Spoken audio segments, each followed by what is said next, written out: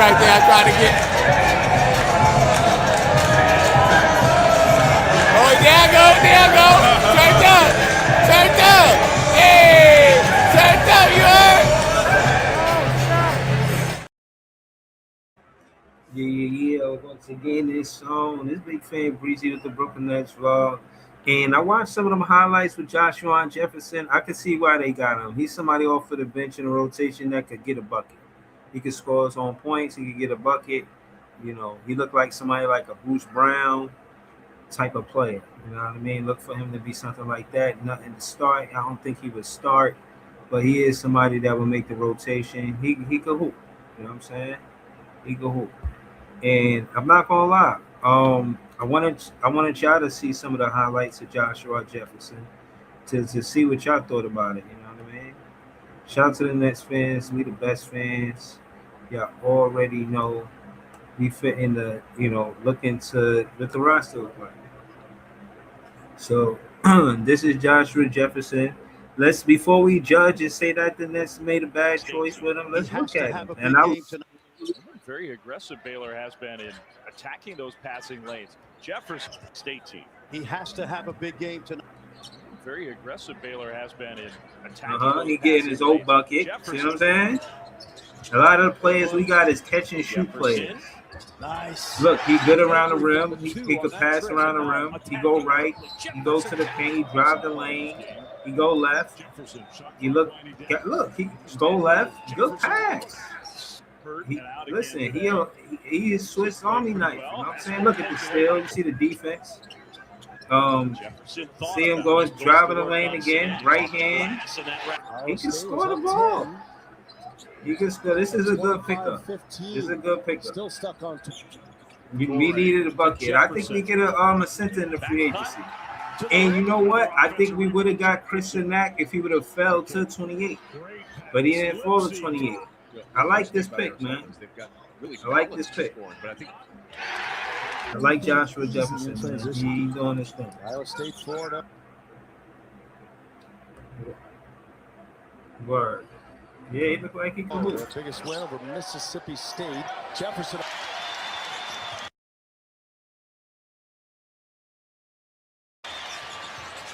Yeah, I know what to expect from the Joshua. I don't expect him to be some, 20 points scorer, but I expect him to get us 10 to 12 points. He get 10 to 15, 12, 15 points a game. If he can score that off the bench, yeah, we money, man.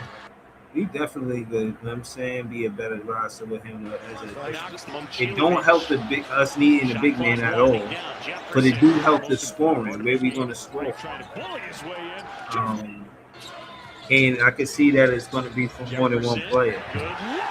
Wins against Bucknell this past see, we got Jefferson to score the ball. And he makes one Lipsy's shot won't go. You see him hustling there, getting the rebound.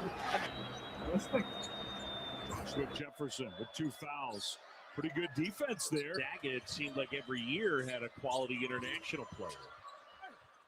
And right at Sinak. It's a good opportunity. Sinak spinning. Jump hook. Another rebound. He can hoop, bro. He can hoop. I'm not even pretending. Like, he can hoop. I like his game, bro. Look, see that pass? He'll go to work. He can hoop. Yo, me too, bro. Yo, he could play.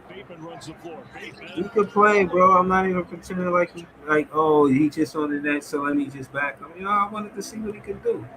And I can see them needing somebody, a scoring punch off of the bench. That makes sense. They do need some scoring. Right? So they got Mikel Brown, Jr., Brandon, Johnson, Jefferson. So, the next one out, they got somebody that can score the ball. I think that's dope. I think we need to give Joshua Jefferson an actual chance. Shout out to Brooklyn Go Crazy CJ in the chat. I think we need to give him an actual chance to show us how he can contribute to the team. I've seen him on some interviews, and he seemed real Bo. I like the way he talked too. I like the way he talked too. I heard Steve Day say some bullshit. We're gonna get into that in a minute. All right, so he'll go to interview with him. Let's see what he said. Let's see what it says. Definitely. When I was coming to here with Joshua Jefferson, Joshua in a historically deep draft. Can y'all hear it? Player. Do you have a sense of pride in that? Definitely. When I was coming to the draft, I can't even hear it. Let me see. Yeah, I got it on max. I can't hear it. So basically, it says you're not gonna have to wait long. Everywhere I've been a winning player, winning team. So basically, he's saying he's been a player on the and you see a cat like A Cup coming down the pike. You got to grab that. When hold on. Okay, we could address this Stephen A. content. Hold on.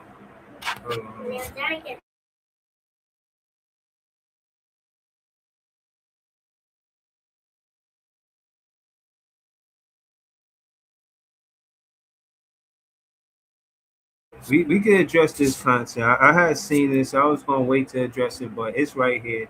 So let's address it. Let's get to it. Let's see what he say, then we're gonna recap. if you are Brooklyn and you see a cat like A Cup coming down the pike, you got to grab that. When the New York Knicks have just won the championship and they already own the city anyway. You got to give the fans something to look at. And Brooklyn, to me, dropped the ball in that regard, so just as much as anything. Here's what I don't understand about the Nets. 4 out of their 5 first-round picks over the last few years have been guards. So hold on. Why he feel the need to throw the Knicks in there? See, this is what I'm saying. All of the media pundits, it's not just me. Everybody said, "Oh, Breezy, you always try to talk about Big Fan Breezy. You always talking about the rivalry. Ain't no rivalry. This and that." This is one of the biggest content. This is big media. Stephen A. Smith is big media, so he's gonna throw the Knicks in there. He understands the complex. He understands the magnitude of 2 teams playing in one city. He's obvious with it. He's out front with it. I do the same thing. Now he's doing it too. Now when he does it, y'all just say, okay, whatever. But he immediately put the Knicks in the conversation with the Brooklyn Nets. He said the Knicks own the city, and the Nets gotta give the fans something to watch. So he's discrediting us already. So you can already see in big media, they discredit us from the jump. Ain't even a minute in, and he already attacking the Brooklyn Nets. So we already know that the big media is against the Brooklyn Nets. This is why I tell y'all, Leaf, LM, all of the content creators that jump on this panel, that talk, all the Nets fans talking Nets basketball on Twitter, anywhere, right? We have to represent the Brooklyn Nets in the good light. If we want to see negativity for the Brooklyn Nets, just go to big media. There's no representation of the big media in a positive light when it comes down to the Nets. This is the first. The Knicks are the first NBA team to win an NBA game in the NBA. They have fans that go way back. Just like Leaf was saying the other day, Chicago fans and all of these media pundits, they went over and they was working for this one, and now they're working for that one and this and that. Same thing for the Knicks. All of these fans be Knicks fans. All of these dudes, for a lot of the times, they be Knicks fans. Me and Jay, we like, yo, how they getting all of the talent from the Brooklyn Nets and then they going to the New York Knicks? Like, they got a whole system, and this is what I'm saying. I don't want Jordy Fernandez and Sean Marks to get caught up in this bullshit where you living in the shadow of the New York Knicks. We cannot allow that. You cannot let the big media talk to us like that and talk about us like that and not have some pushback and some fight back. Jordy Fernandez was the assistant coach for Mike Brown. Mike Brown is the head coach for the New York Knicks. Jordy Fernandez should not want to be in the shadow of Mike Brown. We have to compete versus them. If we have to go through the New York Knicks to get the NBA title, then so be it. If we have to get the Larry O'Brien because we have to beat the Knicks in the playoffs or the Eastern Conference Finals, then so be it. It is what it is. If we got to get through them, it is what it is. Then we just going to have to do that. We as fans have to start speaking up and doing more content to go against big media because they are obviously one-sided when it comes to who they represent as a fan base. The whole New York fan base, for the most part, back the New York Knicks. And the ones that don't, softened up on the New York Knicks so much since they won the NBA championship, they're going to allow the New York Knicks media, the New York Knicks media cartel, to try to trample over the Nets fans and trample and make us the little brother and make us the small fry, the small guy with the small fry. That's what they want. That's what the identity they want us to have, but it's not fucking true. The truth is that we woke up the city. It was dormant. It was quiet. A haystack was rolling down the playoff block. If it was a block and it was named playoffs, it was quiet on that block until the Brooklyn Nets pulled up and made noise. I'm not taking no bullshit from none of these media, New York media pundits. We're going to get into all of the content they talking, and we're going to check all of that. All of it. Like, their veteran leader in the locker room, is it Julius Randle? I mean, he hasn't even unpacked his bags yet. Like, what are they? Games, I'm not sure about the playoffs. Okay, what are they doing? I just don't know. What are they doing? Well, I think they did make a statement in that, like, if you're going to draft Acuff, you just got to give him the ball. See? Listen, this is what I'm saying. This is why Brooklyn LM is so true. Brooklyn LM was on a panel the other day saying, why can't they just celebrate their win? They always talking about who's our leader. Our leader is Jordi Fernandez. Jordi Fernandez is the biggest voice in the locker room. What do you mean? Is it Julius Randle? They trying to say that to spin their whole narrative about how he was on the Knicks and he wasn't enough. I see it coming a mile away. I see it coming a mile away. They're not fooling nobody. Shout to Player One. Shout to the Shaolin Villain. Shout to JDJ Leaf. Shout to FIFA. Shout to Brooklyn LM. Brooklyn Go Crazy. Shout to Javon Shit. We out here, man. We not letting them play with our handle, man. Hell no. Hell to the no. Come on, man. Let's keep on. Let's keep it going. Let's keep it going. Let him go. And because they have some of these other perimeter where Mikel Brown, you can move him around a little bit in other places because he is a good player. He's a big-time shot maker, and he's got growth opportunity. Well, the question is the BYU kid a point guard in the NBA, a big-time point guard in the NBA? Denim. To me, and by the way, I don't see that. I think he's got good vision. I think he's loose with the ball. He doesn't do one thing great. Right. And I don't think he's also a guy that everyone else can follow. I see. Good point. That's a very, very good point. Whereas Acuff is somebody everybody will follow. By the way, when I was talking about Joe Dumars, obviously Joe Dumars worked with Scott Perry. Joe Dumars is in New Orleans. Scott Perry's in Sacramento. That's why I got confused with that for a second. But I'm just telling you, Acuff is the brother's is box office. He's got the potential to be box office. And I think if you're Brooklyn, you have to think about that too. Mm-hmm. You just have to. Coached Acuff's dad. Oh, so there you go. So, Sacramento couldn't wait to take him. They couldn't wait to get him. They couldn't wait to get him. Oh, they couldn't wait. Now, here is something good for Brooklyn, and now that the draft has passed, I don't even know how good this is, but they have 13 first-round picks available in the next 7 years. 9 of those can be traded. So I guess they have draft assets if they want to go make a move. Yes, they do. It does feel like we're just waiting for them to make some sort of big splash and do something, considering what the Knicks were able to do. To be relevant. Hold on. Yeah. To be relevant. I mean, they're not even relevant. I don't know if that's possible, Steve, in New York. The Nets are so far in the low totem pole. I know. I don't know if the Nets. But you hold on. See, this is what I'm saying. To be relevant, you got the audacity to talk to us like this. We, Nets fans, I want y'all to go back into the content. Beeman Boy, I see you. I want y'all to go back into all of the content and look at Stephen A. Smith when the Knicks didn't want to go to the playoffs. Look at how he talked to them. We missed the playoff for 2 seasons in a row, and this is how they talk. The Knicks missed the playoffs until the Nets missed the playoffs as many times as the Knicks missed the playoffs. Since we've been here, I'm not taking no wild talk. I'm not taking no slick talk from Stephen A. Smith or none of these media pundits. I'm cooking all of them. Stephen A. Smith or whoever else on that panel. It don't even matter. You know what I'm saying? Shout to Quest One. Shout to the Shaolin Villain. Shout to all y'all, man. Right. We gonna do what we do. Monique, listen, I feel what you're saying, but they not, bro. Listen, at the end of the day, did we pass up on a good player in Darius Acuff Jr.? Yes. Yes. Will we always look at what could have been if we drafted him? Yes. Yes. But how could we say we're gonna regret it, Monique, if we don't see how, we do with Mikel Brown Jr.? Let's see what he can do. And we're going to contrast Mikel Brown Jr. to Darius Acuff Jr. their whole career. Y'all already know that's what we're going to do. So we're going to see what happens. We're going to see what's going on. Right. Rich D in the chat. This is the truth. He said ESPN is home of the Knicks. They attach every pending free agent to the Knicks. That's a fact.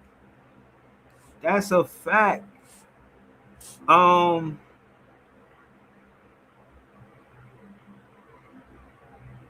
Yeah, man. Shout out to y'all. The chat. Y'all talking in the chat. Hold on. I'm Mike Zary. He said Mike _Zary 3882. He said it's more of a hit if Acuff fails than if Brown does. Mikel can be impactful on both ends of the floor. Yes, I don't think we just drafted the best player. We drafted the best fit for the team. I think that's what their trainer thought. I think that's what happened. But we're gonna see. We're gonna see. Monique, she fires back and she says, "We talking though. We're not firing at each other." Shout out to Monique. You're like the 1% fan base that I got as a female here. If you could get some other female basketball fans on the page, that'd be dope. You know what I'm saying? Like, share, comment, subscribe.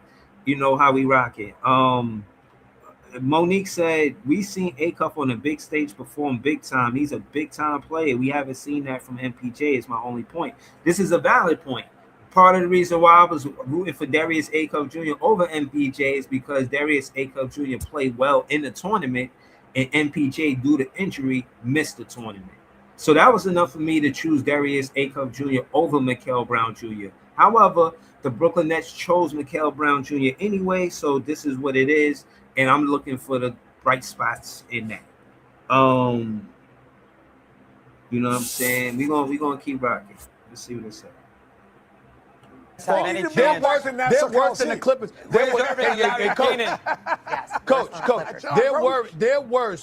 they're worse than the Clippers compared to Lakers in LA. Oh, absolutely. It's worse. It's worse with Brooklyn in terms of the divide between them and the Knicks, especially now. I mean, how is it?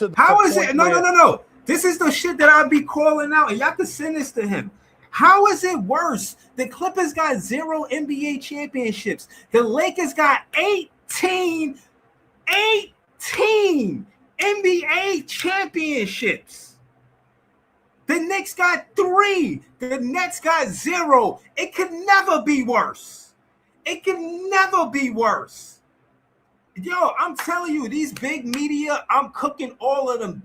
Stephen A. first. So you can send this to Stephen A. Y'all can clip this up and send this to Stephen A. I'm not letting him off the hook. I'm not. How could you say that knowing it don't hold no weight when the championships say 0 to 3 from Nets to the Knicks, from 0 to 18 from Clippers to the Lakers? Yo, come. I'm going to call you out on this every time. How long could you duck this smoke, Stephen A? I'm in Brooklyn. I'm in the heart of the city. I don't know how long you could duck this smoke from Big Fan Breezy, man. I really don't.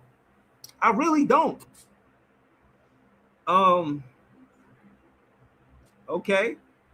Acuff is going to be his MJW said Acuff going to be a superstar. MJ going to be a good player. We going to see. James Warren said Nets have 2 ABA championships. That's a fact. I got to FIFA. I gotta talk my shit. Cool said you can feel the envy in Stephen A's voice. Why does he sound so hurt? I don't know. Yo, like seriously, Brooklyn LM said it the right way. Why y'all don't go celebrate somewhere? They should think about relocation. I mean, that's how. This nigga said relocation? Nah. The Nets been here 13 years. The Nets, they took 53 years to win a championship. How could, if y'all had to relocate because of the same bar you set in for the Nets, y'all would have had to relocate 5 times. We've been here since what? 20, bruh. They would have had to relocate 3 to 5 times if you would have had the same equivalent bar. This whole relocation shit, I'm dead in that shit. The Knicks missed so many playoffs in a row. They lost to the Houston Rockets in the championship. They lost to the Bulls year after year after year after year. Getting knocked out by the Pacers, by the Bulls. Just constant losing year after year after year after year. Getting all of the free agents y'all want. Carmelo, Stoudemire. Y'all was getting all of the players that y'all want. All of them. I'm not tolerating none of this shit from Stephen A. Smith, man. You can't duck this smoke forever, Stephen A. Smith. How could you say that? How could you utter those words? How could you have the unmitigated gall to utter those words and say that we should relocate when it took the Knicks 53 years to get another win? If that was the window and every 13 years that we didn't win a championship, you had to relocate. Y'all would have had to relocate 4 times.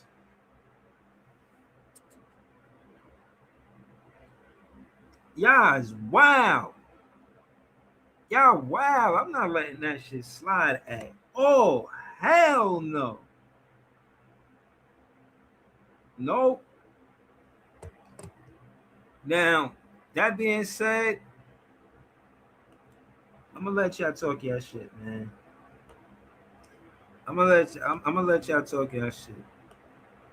Nets fans is the best fans. Y'all already know the Nets is staying in Brooklyn forever. We staying in Brooklyn. That won't change. It can't change. It'll never change. We will always remain in Brooklyn. We finally found a home. They uncomfortable because they won't tell the truth about how we sparked the playoff. We sparked the city with playoffs. We sparked the city with playoffs. You know what I'm saying? Hold on, y'all.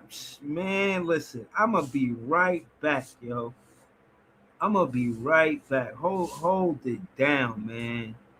This is crazy, bro. I'm glad we not letting this shit slide. And I'm gonna get a new intro song soon, you know what I mean? But for now, we going to rock with this. R-O-O-K-L-Y-N B-R-O-O-K-L-Y-N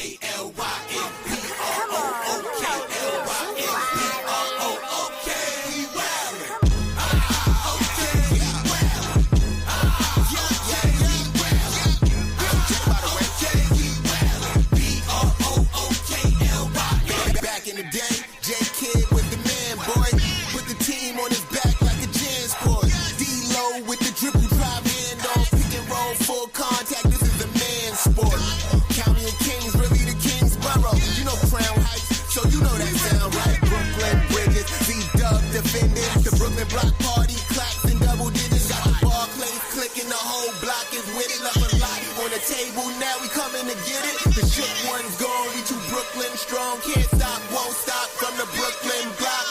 B-R-O-O-K-L-Y-N B-R-O-O-K-L-Y-N B-R-O-O-K-L-Y-N B-R-O-O-K. We well. Okay, we well. Okay, we well.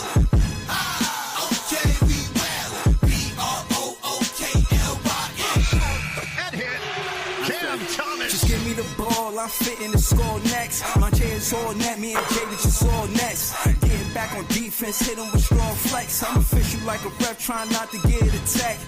And we go hard on Brooklyn, that's a promise. Watch me like a Cam, cause it's my time. Nation, watch me like a Cam, cause it's my time. Switch, they can't guard me, especially side the Barclays. Spin between crosses, I can score with both hands. Midi flawless, and I get to paint like an artist. I'm a boss smith, so you should respect my handle.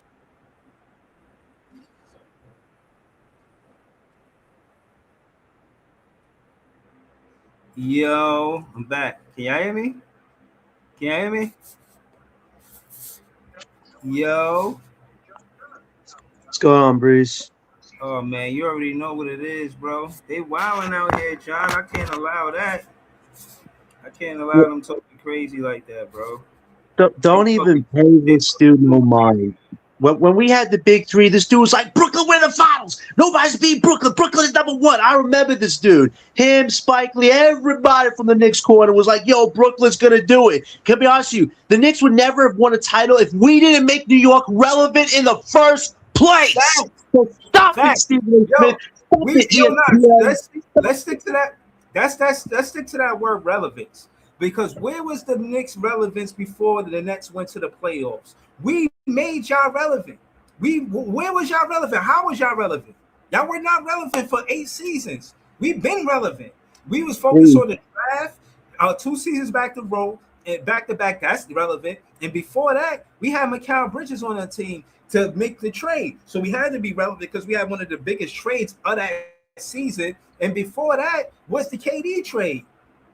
We've been relevant for the since we've been here, we've been relevant. How could you even say something? How could you utter something like that? This is the disrespect that we not tolerating from Stephen A. Smith and the New York Knicks media cartel. Because that's what they is, John. That's exactly what they is, bro. We got to keep kicking up dust. I be feeling like it's just us. We got no help and support in the big media, John. It's us. Don't look around and say, where's our help? It's us.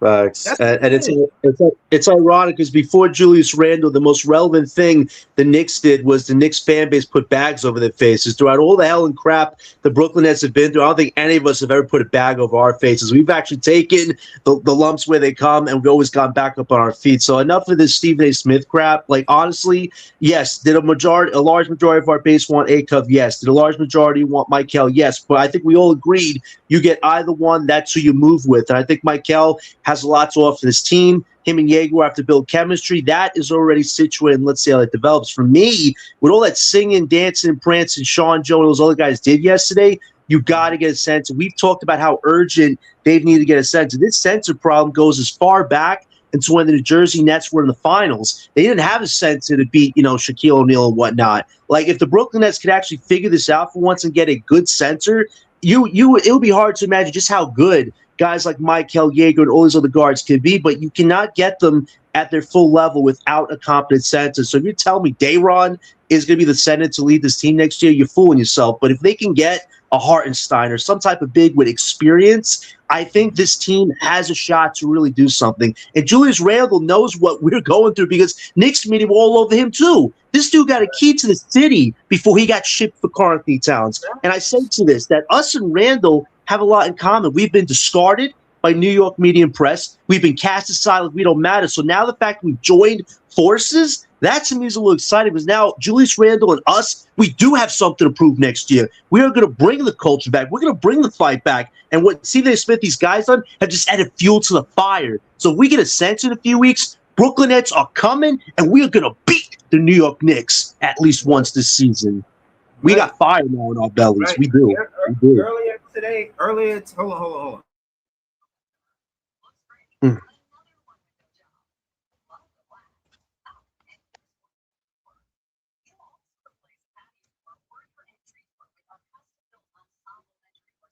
Well, earlier today, I seen you had post Cornette, like other Nets fans about Cornette coming to the roster. Let's just have more of a conversation today. Now, I'll start off by saying that the reason why I say that is because they didn't get to the Larry O'Brien, and part of the reason why they're gonna say, in my opinion, is that Wemby needed help. And for what it's worth, Mitchell Robinson won that matchup coming off of the bench versus Cornette. He was more dominant. He had more rebounds, so on and so forth. Just seeing the Spurs grab 2 big men, in the draft, to me, logically, they're not going to keep Cornette. So I just feel like if they're not going to keep Cornette, I've seen his contract. It's not nothing crazy. I think it's something that the Nets can do. Hopefully they want to do it and they feel a need like, trading Clax left us with no center. And even if you like Daron Sharp, he's a great rebounder. You like Wolf. None of them give me man the paint center, and I think that's what we need. Cornette can man the paint. Isaiah Hartenstein can man the paint, and that's more what I'm looking for. And to the point where I would have, respectfully, I would have Cornette and Isaiah Hartenstein starting over a Daron Sharp and a Danny Wolf because of defensive presence. Not to say they this great defensive player, but just the fact that he's a 7-footer, he's a big body that you got to shoot over. He can contest. I like that his game in motion. Talk to us, John. What you think about Cornette possibly being on the roster?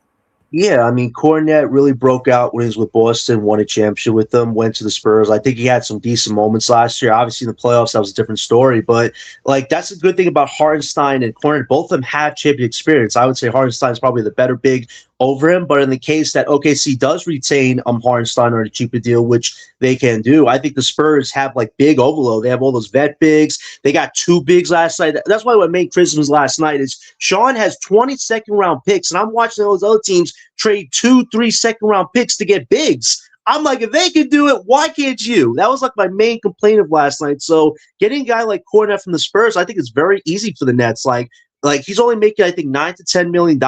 We could give them a contract. Terrence Mann, in a perfect world, we swap Terrence Mann for Luke Cornette, and we'll attach some seconds to Terrence Mann. I don't care about that. If I could get Cornette for 2 seconds and Mann, I'm totally fine with that because at least he does have Champions experience. He is a center. And Daron, we like Daron to what you said, but let's remember, he's a backup. As a starter, he gets into foul trouble too much, can't set a screen, he can't dribble, and he can't guard laterally. At least Luke Cornette, I think, has a bit more defensive intangibles than, let's say, a Daron. I would keep Daron where he's at. Nothing wrong with that. Re-sign him to extension. But if you could get a Cornette on this team. Who said can't guard laterally? Daron. He's not the best defender with guarding laterally. He's a solid rebounder. But if you're telling me we have a Cornette, Daron, center combo going to next year, I'm a bit more optimistic. I think our guards and Mikel Jaeger will have a bit more advantages with getting shots and playmaking, but they need a big to work through. This is the main thing about championship teams with the point guard. They've always had a reliable big man to help them get far as they can. We don't have that. And if Sean Marks can't figure that out and overcome that phobia, it's going to be hard to see guys like Mikel and Jaeger truly shine as the future of this team. If Marks can overcome this in a few weeks, I think we have something to work with. But if Daron is the guy going to next year, it's not going to look so good. So a Cornette, a Hartenstein, I would totally fine with if we can pull that off, which we could. Yeah, I think it's feasible. I like player one comment too. He says, Breezy, what you think about Robert Williams? He's an unrestricted free agent, elite defensive anchor. I don't think he's available a lot of the times. I think he's injury prone, but I do think when he's out there, he's serviceable, especially next to somebody like Julius Randle, where you could rely on your power forward to score the ball or want to shot create or look to score. Because Randle, for what it's worth, he could pass to. You know what I'm saying? And you don't have a lot of offensive liability in a Robert Williams because you wouldn't be looking for him on the offensive side of the ball. And if we did need offense from the center, we could, look for Daron Sharp on tip-ins or for offensive rebounds, or we could really go hard with Danny Wolf at the center and have him try to be a point center. So I just think there's more than one way to run an offense with the Brooklyn Nets. I don't think that we have to be one-dimensional and only running through the point guard. If Jordy Fernandez see it the same way I do, he could run some of the offense through a Danny Wolf, and he could run for balance. He could run it through also a Mikel Brown Jr., which I pretty much think that he will do. Now, on that note, I seen something that I think Clutch Sports or ESPN release saying that the perfect trade for the Brooklyn Nets is Sabonis. Now, I'm going to jump out and say that I like Sabonis. You know what I'm saying? And if we got a chance to get Sabonis with us not having a center, then do it. You know what I mean? Now, would he be the best choice as far as what I would do? No. I think it's Hartenstein. I think we need more of a defensive center than an offensive center. And I say that because of Julius Randle. Had you not got Julius Randle and you had Noah Clowney at the 4 or Claxton at the 4, then yeah, you get a Sabonis because we're going to need to score, inside the 3-point line some type of way. But because you got Randle, and the whole thing is if you're going to think the way of fits and teammates, and you did that because Jaeger is the 2 and Mikel is the 1, then do it the same way in the front court. You got MPJ. He's a big three. He's 6'10", and he's our small forward.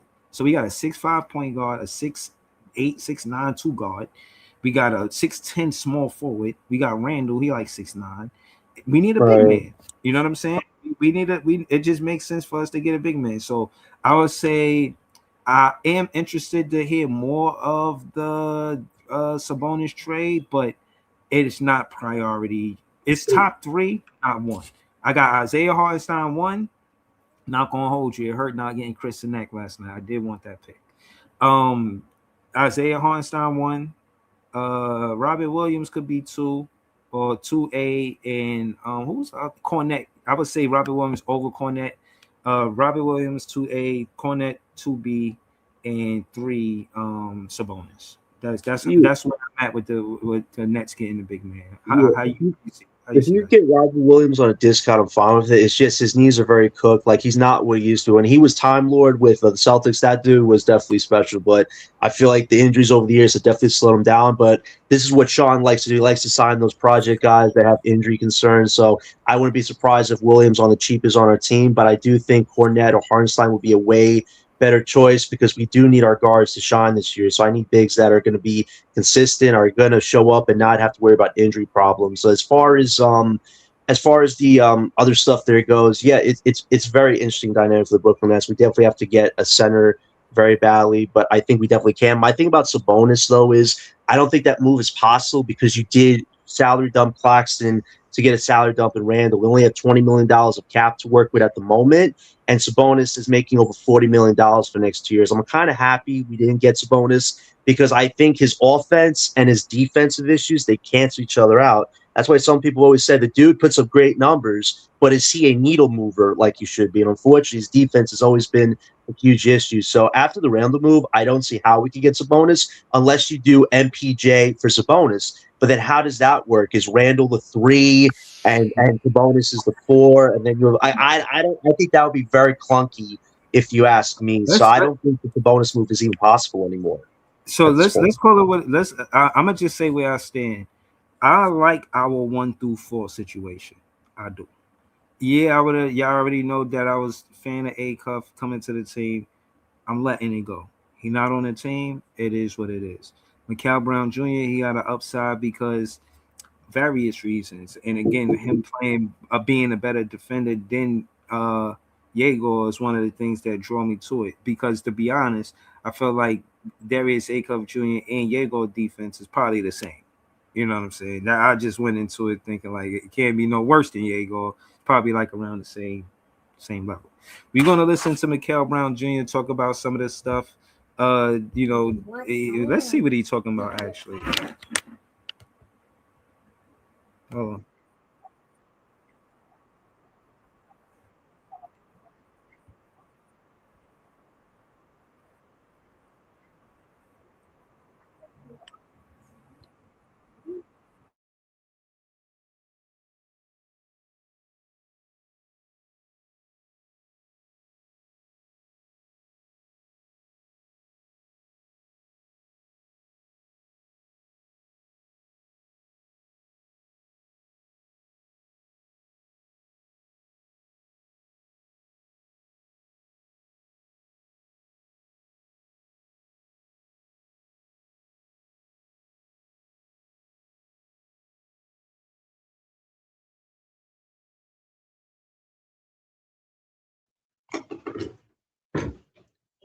Y'all can't hear me? I can't hear it, Breeze. I don't hear nothing.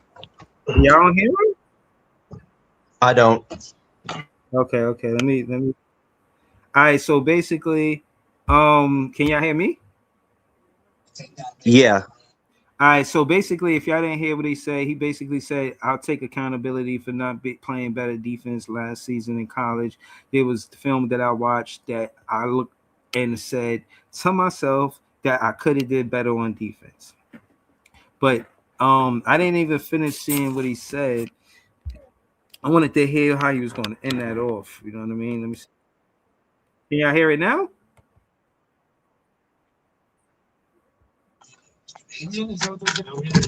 I don't. I still don't hear it. All right.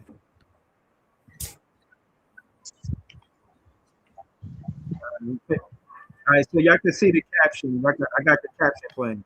Yeah, yeah.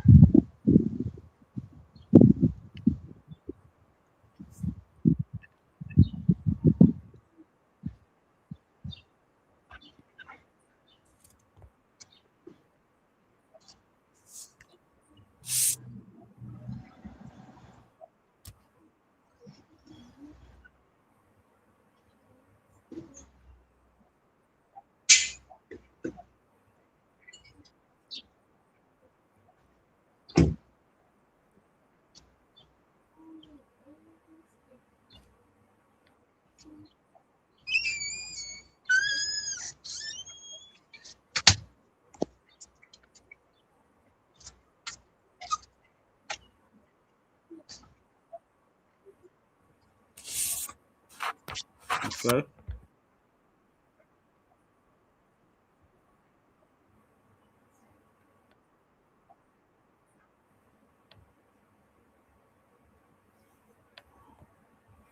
All right, so basically,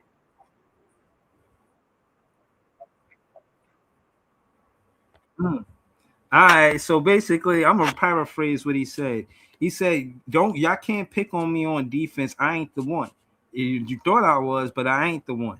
Just because y'all might have seen some lacking plays in college, don't think y'all could pick on me when I come to the NBA." I'm paraphrasing, but he said, like, I take pride on one-on-one defense. Don't think you just gonna go at me. You know what I'm saying? So it sounds like his defensive assignments he'd be excited for. It sounds like he'd be ready to be up as much as he ready to gear up and score.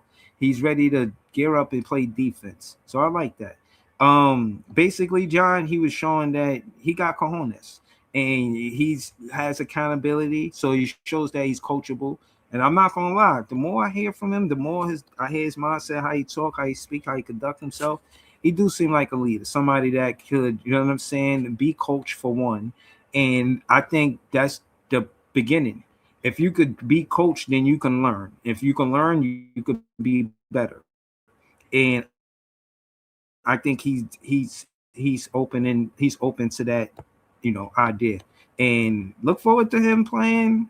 I say he's 17-6 his first season, 17.6 assists. I think he's gonna be all right. I think Word. that's pretty good. Anything close to 20 would be pretty solid for sure. And I liked a lot of his interviews last night. I think the confidence is there. The fact that he says he's willing to help his teammates out, but also find his own shots. And that's why I want to see more of the individuality with how his game evolves his first year. Because I think the athleticism, if he could dunk on a few people, is pretty cool. Seeing him, though, refine the playmaking and shot-making decisions, be just a little more finesse with that, I think he'll be very solid for us. And him and Yegor, I keep saying that chemistry is the most interesting thing to figure out this year, is how those two can not only delegate the playmaker responsibilities, but how they can play off each other. If those two can figure it out, I think the Nets have the makings of something very exciting. So, but I think a lot of it depends on who your center is, because these guys have to run through some type of big man, or else it's going to be very tough for them to individually shine as much as they want to. So I feel like that is a huge connector they're missing at this moment. But those two, I think, is a good start for what you're trying to build. Like you mentioned, all the heights over 6'5". If we can become a taller starting unit and impose ourselves more on the physicality end, that's kind of what we're hoping for this year as far as the Nets being on the comeback there. Yeah, I mean, at the end of the day, what do you rather have? A big that's focused on defense first, or offense first? I'm gonna say defense. I think that you sometimes you gotta be honest about the defense getting past Mikel Brown Jr. and Jaeger, or even MPJ. So once you honest about that, then realistically look at it for what it is. Bro, we gonna need somebody right there that's gonna alter the shot, force that team to drive and kick, or you know what I mean. They just gotta have an elite floater. You know what I'm saying? Because what I realize in basketball is that you don't always have to block the shot. You could contest the shot, and the offensive player will miss. Like it's that simple. It's effort sometimes. 62 people watches. Please subscribe to the show, become members. It's only $1 holla, and like the page. At least let me get some like. Hopefully the 58 people that's watching like like the show. You know, I hope y'all ain't looking at the show like, I don't like Big Fan Breezy like that. You know what I'm saying? Like, why should I even hit this like button? Bruh, I'm just saying, if you like something, hit the like button. You ain't gotta like everything. Just like if you like something, hit the like button. You know what I mean? As B and John continue on and look at the free agents, I'm gonna just skip Jalen Durant. I don't think that's happening. I think the Knicks are smart. They're gonna sign Mitchell Robinson. I think Vucevic is not our guy. I think he's looking for a big super duper contract, and I don't think that we should get him. Man. I don't think he's not our guy. He's not our guy. Nurkic, I wouldn't pass on Nurkic. If we could get Nurkic, a physical center, I'm gonna get Nurkic. You probably how you feel about Yusuf Nurkic on the Nets? How you feel about that? That's a huge pass for me. That dude's game has gone down the tubes a lot over the last few years. When I saw him with the Suns, it was like looking at two different people, and his 3-point shot is so bad. I know we have bigs want to shoot threes. He's one of the worst big three shooters out there right now, so I would stay away from Nurkic. I think you do need more defensive-oriented type big. That's why Hartenstein and Cornette are at the top of the list, or even Robert Williams if you could get him on a discount. But I would stay away from Yusuf Nurkic. I don't think he impacts the young guys as much as you would hope he would. I think he's probably better fit as like a third stringer on a team that's trying to contend for something than what we need right now. So I'm out on that. Okay. I'm not steadfast on Nurkic. We having a conversation though. Ayton, he a number one pick to me. He's an underwhelming player. I'm gonna go past on that. Walker Kessler, I like him, bro. But bro, if you just said we only got 20 million to spend, we can't pay him. Yeah, at this moment, I think we're out on that. That's why you got to look at the more realistic guys like a Hartenstein or a Cornette, because Cornette's contract's not big, and Hartenstein, I think his value is around the $20 million, which is just as much as we have. And the Nets can also renounce some deals like Zaire's and Dayron's to open up extra cap space if they did want to get a Hartenstein. But as far as Walker goes, we're probably out on him. He could have been an option, but just like you said, he turned down big money because he probably wants a few more $1 million. So guys like Walker and Duran are probably out of our wheelhouse. So we have to look at the bigs that you can afford around that $10 to $20 million projectile. Okay. All right. So Walker Kessler, I like him for the Nets. I don't think we could afford him. Mark Williams, he's somebody that I would say yes to. We got an opportunity to get Mark Williams. I'm pulling the trigger, for lack of better words. I'm saying yes, it's a go. How you feel about Mark Williams? Yeah, Mark Williams is an interesting project. When I saw him with the Suns last year, this dude looks so dominant when we've actually gotten to see him be healthy. Like it's hard to stop that guy when he can go to the interior. So I think it's definitely worth a look. It just depends on the price value. If the Suns can't afford him, which I'm hearing it's probably likely, could the Nets get him around maybe 15 to like $19 million, something like that? If we could, I think it's worth a look because he definitely does bring a lot of quality for what we're looking for in a big that can attack the paint. So that's definitely could be an option. Mm-hmm. You got MJW. He said Nets going to have around 36 million in cap. You said 20 million. That's a pretty big discrepancy. What? Yeah, I know exactly the exact number. I mentioned to you a few minutes ago they can renounce the rights on guys like Zaire, Dayron, make them temporary free agents so they can open up $36 million. That's what he's referring to. That's only if they renounce those guys' contracts, though. I'm not renouncing Zaire or Dayron contract, bro. Well, that's the only way they'll do the cap space, and they could still re-sign those guys. As I think they might have their bird rights, but I got to look more into that. That's how they can open up more cap space. They make some of those guys free agents when free agency starts. Yo, Black Manifestation, I don't mind you, not having a camera on, but just let me know you cool in the studio. You know what I'm saying? I traumatized niggas done flashed the Frank on the page and all that. I can't have none of that. You know what I mean?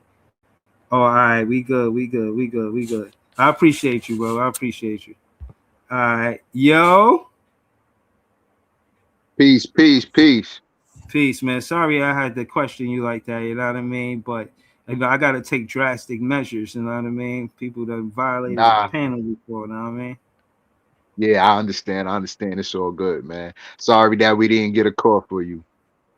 Nah, that's all good. How you feel about us getting Mikel Brown Jr. though? I mean, I feel like the Nets was targeting him the whole time. Like that's Mhm. who we wanted. I felt like he's got the size, the potential to mold him. So you think a big part of the reason is him being a 6'5" guard opposed to a 6'2" guard? I think that could be a component, into, Yeah. figuring out, who to go with. I think his size may have mattered. Mm-hmm. And Yeah. yeah, I think it was a good pick. From what I seen from him practicing, working out, and the workouts and things, he looked like a real solid pick. So the question was his back, and that seems to be straight. So I think it was a good solid pick. If we didn't get Okura, that was the pick that we wanted anyway. Yeah. Hold on. Appreciate you that for that black manifestation. If you got a page of content that you do content, you can shout it out right now too if you want. Oh yeah, nah, it's all good. I'm just here in support and just to talk Nets. But if anybody want to check out Black Manosphere channel, you could check it out definitely. Black Manosphere is the channel. All right, I'm gonna check it out for sure. You know what I mean? I appreciate the support, man. Yeah, again, like I said, Nets fan base is around in Brooklyn, in New York City. We all over the world. You got my guy Quest One in Jamaica, Down Under Dunker in Australia. We all over the world. Stop acting like the Brooklyn Nets fans just climbed under a rock. Like we've been here. We ain't going nowhere. You know what I'm saying? We here, man. No doubt. Let's see. All day. Shout out to John. Word, shout out to John, man. Everything Brooklyn Nets John. He be on the internet heavy. I'll be waking up. John be on Twitter already. I say, God damn, Nets fans is really popping. And for what it's worth, and this is just because of my algorithm feed, I see more Nets content, more than Knicks content. And I just want to add to the fact that we just won the NBA championship. I mean, the Knicks just won the NBA championship. If we pushing more content as Nets fans than they as a Knicks fan base, we doing our job. Not to mention, the only reason why they might be outdoing us is because of big media. But just content free creator, I'm out here working. I'm not saying I'm out here working other Knicks fans. I'm just saying I'll be seeing Nets content. You know what I'm saying? Right. You definitely out here, Breezy. You definitely hold it down for the Nets. Definitely be working. Yeah, so hold on. Beeman Boy in the chat. Yo, we be working. Beeman Boy, don't front. Yo, who out here like us, man? You're a member of the page. Who out here like us, man? Who out here like us? I done troll CP the franchise. I done seen some of these Nick content creators, and they do be working, but working more than us, I don't know. I don't know if y'all working more than us, you know what I'm saying? But shout out to the Nets fan base. I ain't trying to go at it with y'all, you know what I mean? Captain Crunch said, hey, Nets fans, as a Knicks fan, I 100% believe you should go all out after iHeart at center.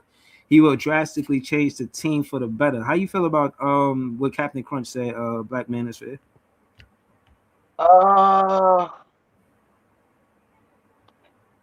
I'm a little partial on him. I mean, I'd rather go after a Sabonis or somebody like that. I think he's really good. But you know what I mean. If worst come to worst, we could go with somebody like that. But shoot, I'd rather bring Drummond back. I could go with some other routes other than him. But yeah. Okay, you rather bring Drummond back? Okay. So when you say other, I'm not with you on the Drummond thing. But what other center do you think that we should get besides Drummond? You know, I was willing to give Dayron a shot, at starting. But if we had to sign a free agent, maybe Vucevic. Vucevic. Okay. Yeah, tell us why on Vucevic. Tell us why what you like about Vucevic for the Nets. I mean, he could rebound, he could spread the floor. I mean, so those are the features I like from him. Okay. Yeah, I think he good. His defense, man, I just seen him attacking Vooch all night. You know what I'm saying? Like, yeah, you want to get a defensive. You want to get a defensive guy there. Yeah, he couldn't even start in Boston, which was crazy because that dude they had starting was I know that's true. I thought he was going to be a good addition to the Celtics, but not really. Shout out to Big Priest on the panel, man. You see, we pulled up the free agents for the center. I mean, the free agent centers for the summer. What you think about this? Anybody on this list you think should be a Brooklyn Nets feasible? Like it really could happen? See the list: All right, Jackson, who? Jock Landale, Jackson Hayes, Brooke Lopez, Mark Williams, Walker Kessler. I actually like Jackson Hayes. Okay. Athleticism, shot blocking. He didn't he played well with the Lakers. Yeah, who else was up there? I mean, Walker Kessler, we might be priced out of that unless he'll take some kind of pay cut to get out of Utah, which I don't know if he will. What about Mark Williams, please? You like Williams at a $15-18 million type range? I don't like Mark Williams' health. I think on the injured players, I'm good on that. If he can prove to be healthy, I would pay him 25-30. If who could prove to be healthy, Mark Williams? Yeah, but that's he ain't been healthy. And I think he got back issues too. Okay. Yo, hold on. That's why the draft pick last night threw me. And then when they said 2 months ago he couldn't get out of bed because of his back, I was like, who said that? Mikel. Who said they can't get out of bed because of their back? Our new guard. He said that? Did you watch the draft? In the draft, they addressed it. He addressed it. You talking about Mikel? Yeah, I watched it, but I didn't hear him say that. Yeah, when they interviewed him, he said 2 to 3 months ago he couldn't get out of bed because of how bad his back was. Damn. Bruh. And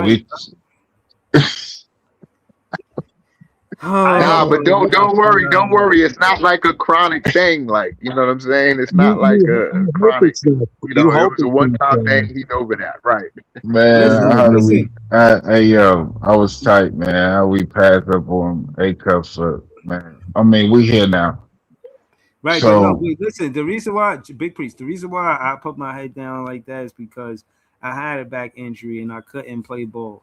And I could play ball now. I'm over it now. But on the road to playing ball, I played cautious, I played easy, I played light, but I wasn't competing versus other NBA teams. At Max, I was playing versus my son. I was playing maybe some 1v1s here and there.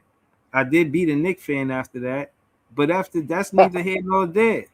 This guy's supposed to be here as a rookie for the Brooklyn Nets, leading our team for 4 years minimum off that rookie scale. I don't see how they didn't think that was a concern. They made it seem like his injury was just a scratch or some shit. A back injury, in my opinion, is one of the most. I don't like back injuries on young players. You know what I'm saying? I don't like back injuries on young players. Like, when you that young, if you already having back problems, I'm old. I have back problems that have accumulated over a long time. Right. So I don't like that for a young player. But I mean, like I said, we here now. So that's my the center position that I would look at our heart, of course, because I think his toughness and his defense would help us. Because if we're getting a guy, we need to get a guy that can defend. Right.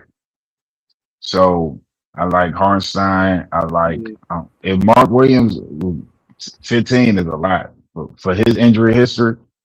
If you can get Mark Williams for between 5 and 10, then maybe that I look that way. But outside of them two, like I said, I like Jackson Hayes. I don't think he'll be that expensive, and he can be a role guy. A roll shot blocker. He ain't gonna shoot no jump shots. He actually got better at free throws too, so I like him too. I think that would be the route that I look at first because of the money we have and the other spots we got to fill. Right.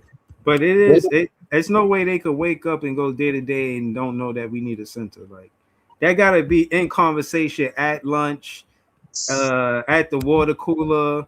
Like, yo, do you know that we need a center? This gotta be regular conversation. What about Jock Landell? He hits 38 from three, which is kind of what Jordy wants. Like, do you guys would I take a don't chance like Jock on Landale. Okay. Why you don't like Jock Landell? I don't think he good. I think he trash. Okay. I think Jackson Hayes would be good on a cheap deal. It's just he's not that impactful of a big, though. That's my only thing. But I do agree he could be a role guy of sorts. I And think Lopez what he does based on how the team is constructed, he will fit. Because even with his, I don't think he's as thin as Slacks, but you don't really see him get pushed around. If you watch any Laker games, you don't really see Jackson Hayes get pushed around. You know what I'm saying? Right. So there is a level of physicality in the way he plays, and his athleticism is. But why he's such a poor rebounder? What's up with the 4 rebounds? Yeah, that's because he didn't start. I need a better rebounder than that. Brooke Lopez, I think his rebound numbers were low when he started. He was getting about between 8.5 and 10 when he was starting. He didn't start. He came off the bench for the Lakers because they brought in DeAndre Ayton. Remember? But if you looked at the impact, Jackson Hayes' impact might have been better than Ayton's, the former #1 pick. So. Yeah, I could see Hayes as a discount, but Mark Williams is definitely an interesting name. He's restricted, so it'd probably have to be a sign and trade. But if we could get him around $10-12 million, something like that, that's definitely a reclamation project we can utilize if he could stay healthy, which is a big ask. But 8.1 rebounds, 11 points, that to me, I think is something we could work with if we're trying to get back into like a play-in potential race of some sorts. You need a big like that. Yeah. I think I wouldn't look at and I don't know who we're gonna get, but I wouldn't look at Jackson Hayes' count stats as the end all be all because he wasn't starting and the injuries to Luka and the other guys. Luka is the kind, or a point guard like that is the kind of guy that will unlock him offensively. So I wouldn't look at his count numbers as a big issue, especially doing what we're going to ask him to do, right? Because we're not running no offense through the bigs.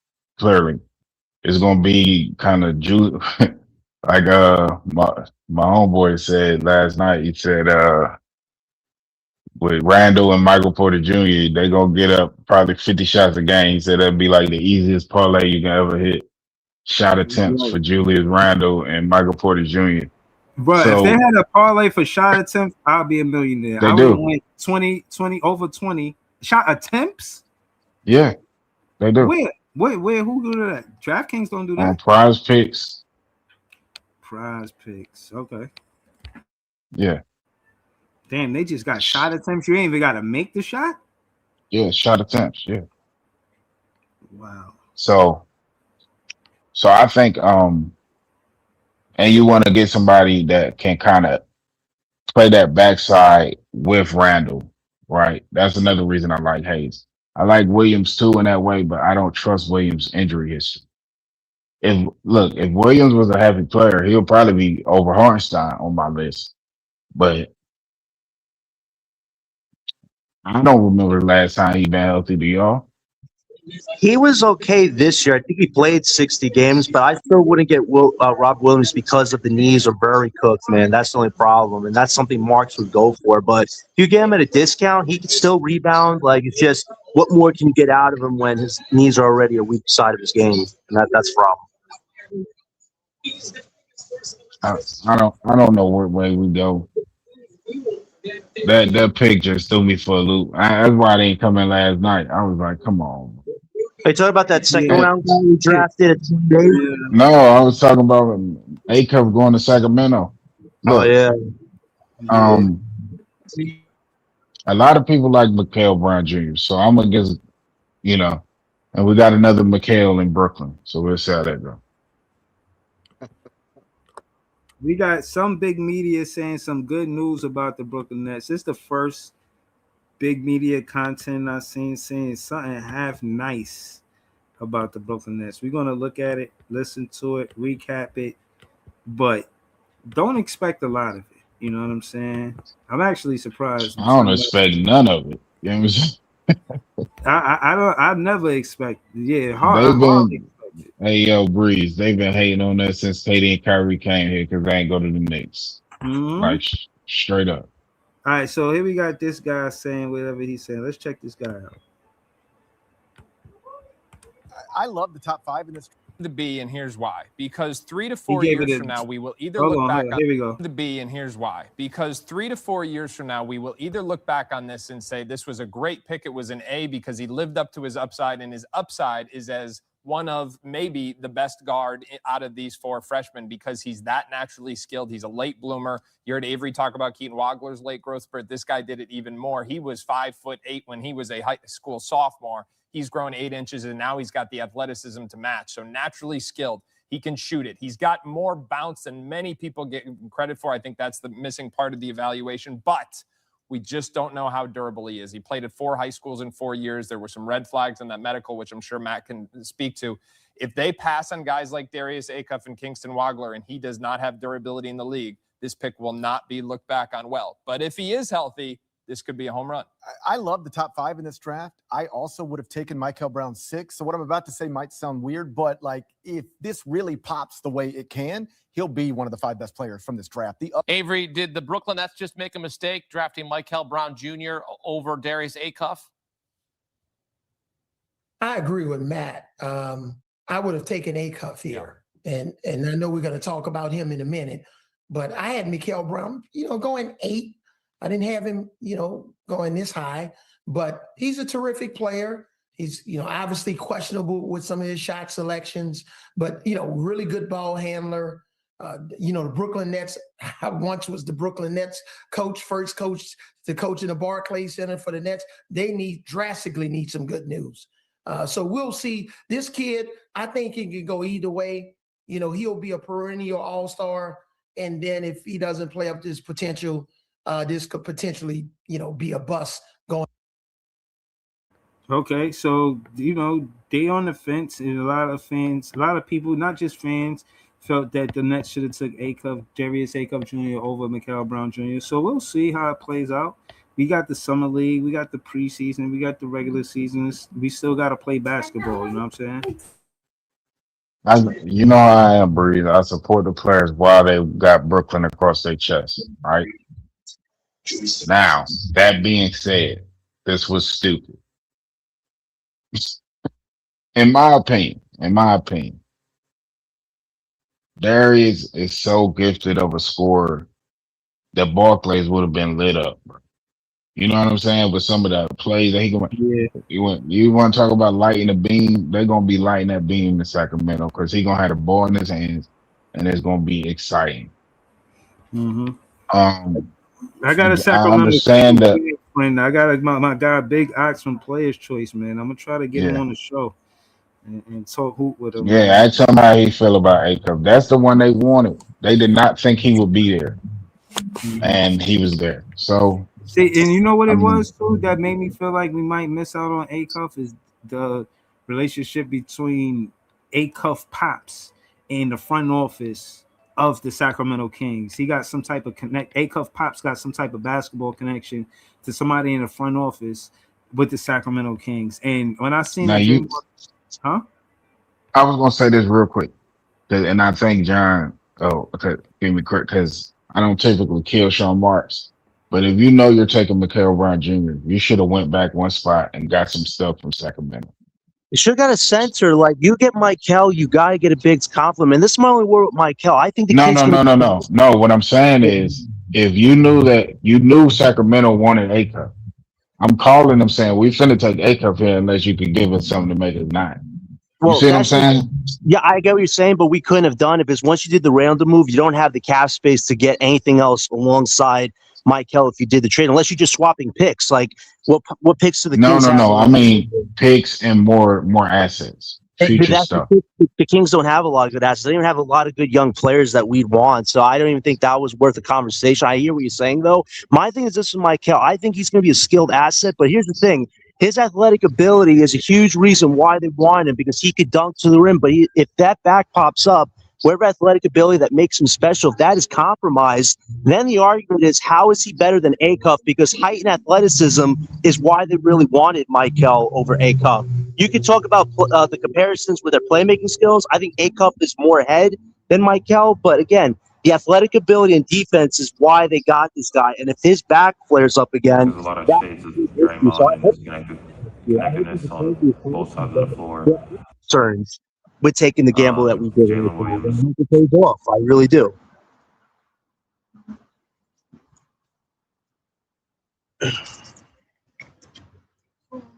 I can't hear it, Bruce. Draymond and disconnected. There's a lot of shades of Draymond and connectedness on both sides of the floor. Can you hear it? Can you hear it now? Jalen Williams, the Yeah. big version. Yeah. All right. There's a lot of shades of Draymond and connectedness on both sides of the floor. Jalen Williams, the big version from the Thunder, the dirty work that he does, and then just the ball skills that like any of the big fours have, like Nas Reed, Julius Randle, Paulo, just all those big guards. I think I have a little bit of that. So just a combination of all those things and a guy that can do everything on the court. Like I said, he like a Swiss Army knife, and he talk like it. I like his confidence too. And again, I think he's a rotation player. When I say rotation player, I'm talking 7th, 6th, 7th, 8th man. I don't think he's the 6th man, but maybe 7th, 8th man, 9th man off the bench. I like his confidence. I expect him to give us. He compared himself to Draymond. Draymond? Oh, he might change to Draymond. He might throw an elbow. He might, you know what I mean, do a little Hulk Hogan leg drop on somebody. I'm playing. I'm just kidding.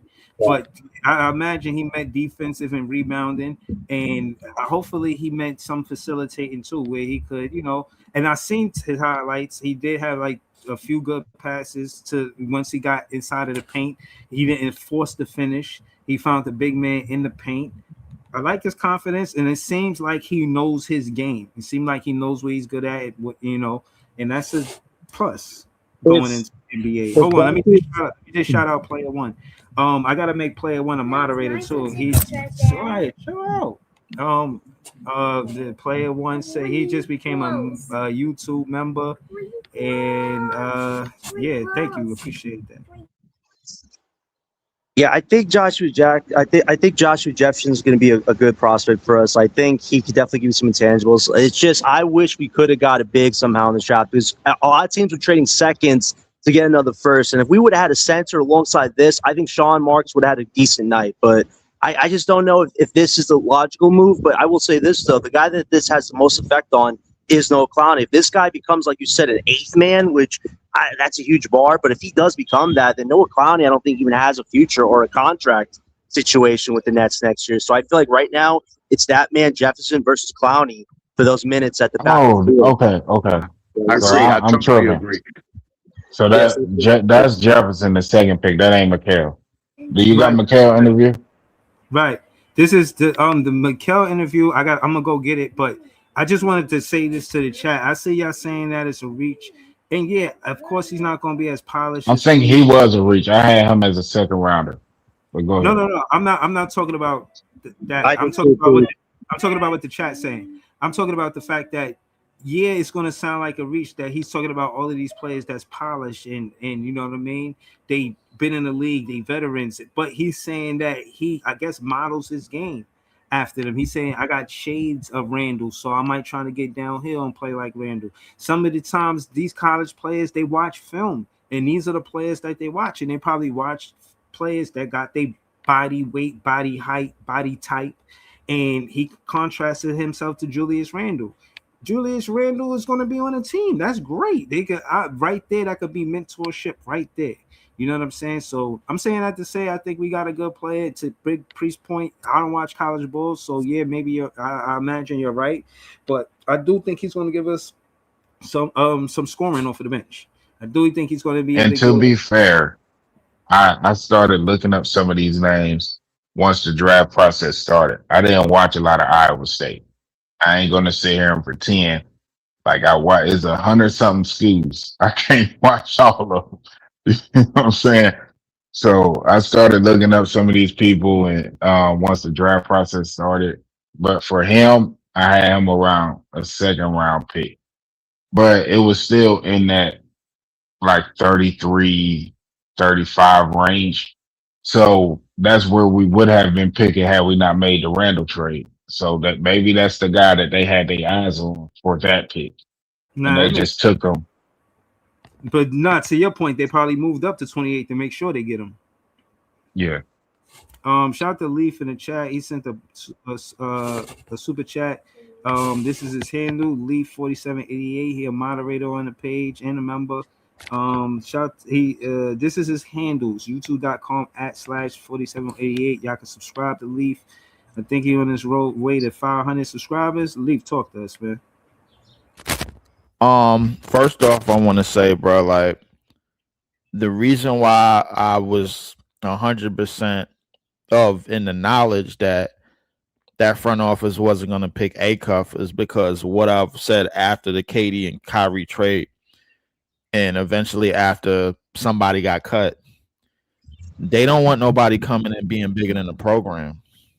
They want somebody to come in and gonna listen to the coach and listen to what they want and feel that how they gonna fit into what they're trying to do and the system that they're trying to build. It's one of the reasons why I knew Mikel. Like now, I'm 100% positive. No matter where Acuff went, he was probably gonna win Rookie of the Year, average 20 points. I'm 100% positive. I was never on the fence about that. The thing is that. But do you think? I mean, that's some heavy competition. He going up versus you know what, Leaf? I'm a probably agree with you on this. Yeah, I think it's going to be between. I said no matter where Acuff goes. I think it's going to be Acuff, yeah, because the Monster going to have AD and them on the team, and Darren Peterson is going to have other guys. So he's going to have, Acuff going to have the ball in his hand. So that's why I thought he was going to win it with us. Yeah, I would say Booster might be in the running after Acuff. But Acuff clearly looking like the number one option for Rookie of the Year. For sure. I would say this. Not only like now that he's going to the Kings, and he got people in the front office that is like locked arms with his family. I think it's a definite. He probably gonna win. He probably gonna have the ball in his hands off the rip because they got connections over there in Sacramento. Ever since the draft lottery was over, they already knew who they wanted. They already knew they wanted Darius Acuff. It wasn't no questions about that. They was just waiting for us to pick who he's gonna pick. Now, in terms of how, I just hope we don't regret it. I mean, well, I look at it this way. My thing is that now that the first round is over and our picks is over, I think that it's a possibility that we lock in a lot more into the second year players, because when come to training camp, we don't know. A lot of people are not 100% sure that Mikel Brown is going to be able to physically withstand all of the stuff that goes into training camp, because he got to go to summer league. I'm explaining like this: he got to go to summer league. That was my issue with him, Lee.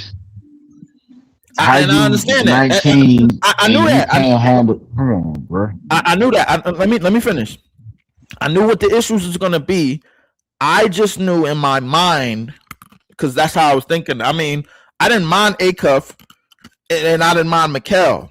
The only thing was the front office and the coaching staff were locked in about, Jordy, we're gonna let you run your ship in your system because we gave you the extension. We didn't give it to the players. We didn't give it to anybody else. We gave it to you. And this is the reason why I think Mikel got picked. Acuff is one of those guys. If you draft him, you got to just give him the ball and let him go. And I think that's what the Kings is going to do. And what's wrong with that? Listen, Jordy should not be bigger than your best player on your team. That's got to change eventually. Jordy's a good coach, but if that is your main reason why you're the best team on the best team, that's not going to scare anybody. Like, we need to make sure that Mikel gets to have the power to develop his game. Like, when he called Sean Mr. Marks, I'm like, oh my gosh, please don't ever call a guy Mr. Marks. He is Sean. And you got right. And John, Sean Marks is his boss. You can call him Sean, but when with you all go the to work, with all the problems we got, you worried about when he called Sean Marks? Okay, John. But anyway, go ahead. John. Hold on, wait. I want to finish by saying this. One mic. I want to finish by saying this, John. You make an interesting point. If he's calling him Mr. Marks, then that means there's a pecking order, bro, in this organization. Right. That's what it means, because I think the thing Knicks is, fans should dream about Mikel Brown Jr. That would be the ideal. You got to turn the sound off, or Breeze. On that. My bad. But there's a pecking order going on that we kind of knew ever since the KD and Kyrie trade went down. We already knew this. These dudes are running this thing like wardens in an asylum. That's how they're running this shit. That's crazy. That actually might be a good theory. Now you're talking. I don't even know. I want to ask this, and I'm gonna pass the ball. If anybody think since the KD and Kyrie trade went down and we got rid of them, that Joe Tsai and Sean Marks are not running this thing like wardens in the asylum, y'all could go ahead and speak now, because I knew what was going on. I think that, I don't know if it's like an asylum. I think that these people get infatuated with size nowadays, right? That's why, because I know a lot of y'all was Cam Thomas supporters, 100, right? But they never got behind Cam Thomas. Why? Because he's a smaller guard, score first guard, yada, yada, yada. So what did they do? They went out and drafted all these big guards, Jaegor, now Mikel, now this, now that. So to me, I don't think size should be the determining factor. I think the film and the skill set should be. But right? but my hold on, not to stop you, Priest. Do you think when they went for size in these guards, they was looking for more versatility or more players that know how to just steer the ship and just be who they are? I think it's like you said. They want players to play in Jordy's system. They don't want to change Jordy's system. Jordy's system, to me, and I could be wrong, but to me, Jordy's system sucks. I don't like all that 3-point jack.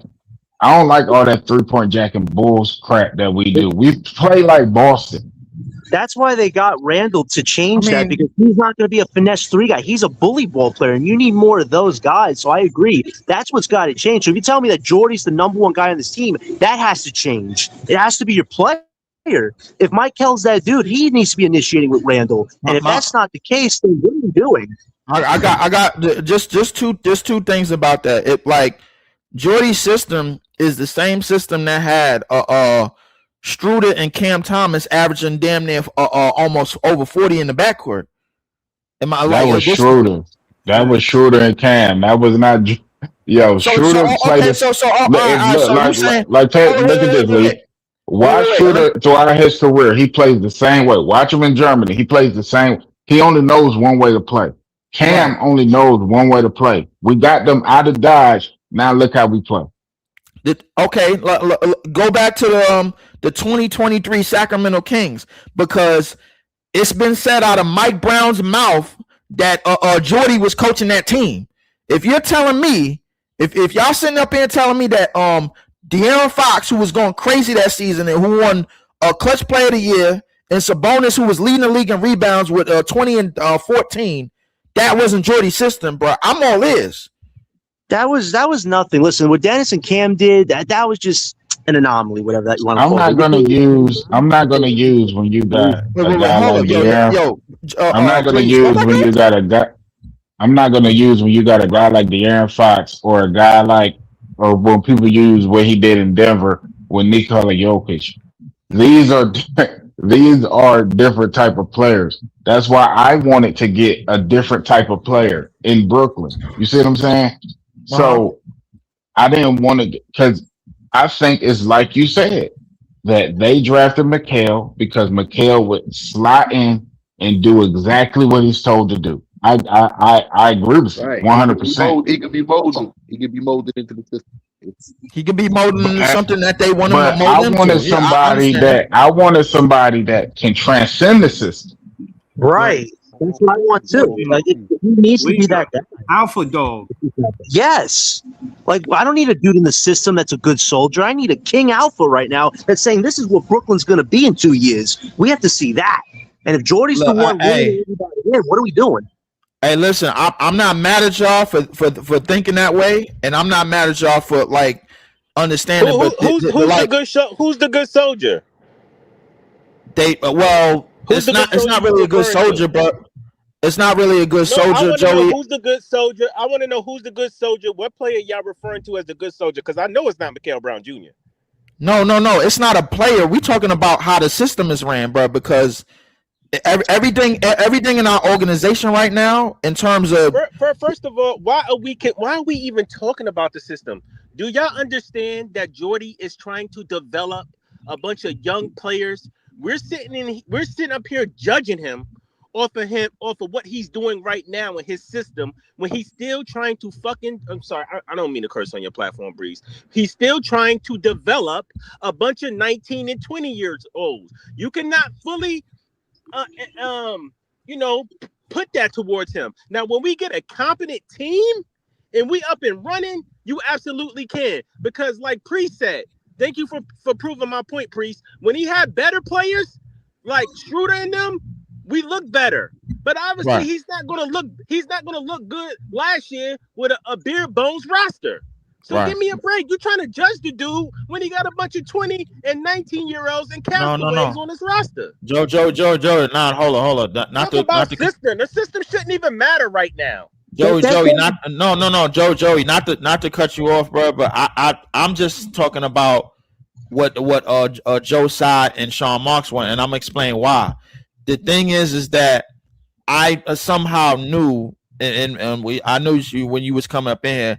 I knew since the KD and Kyrie did trade, since they got off of KD and Kyrie, that they didn't want anybody else coming in like commanding all them being the total command, because they had situations like that and they got rid of them. You saying it's because they didn't draft a cuff? No. I'm not saying that just because that wasn't what. That's what I added to that. I'm saying it because I added that to that. I'm saying it because look at the past history.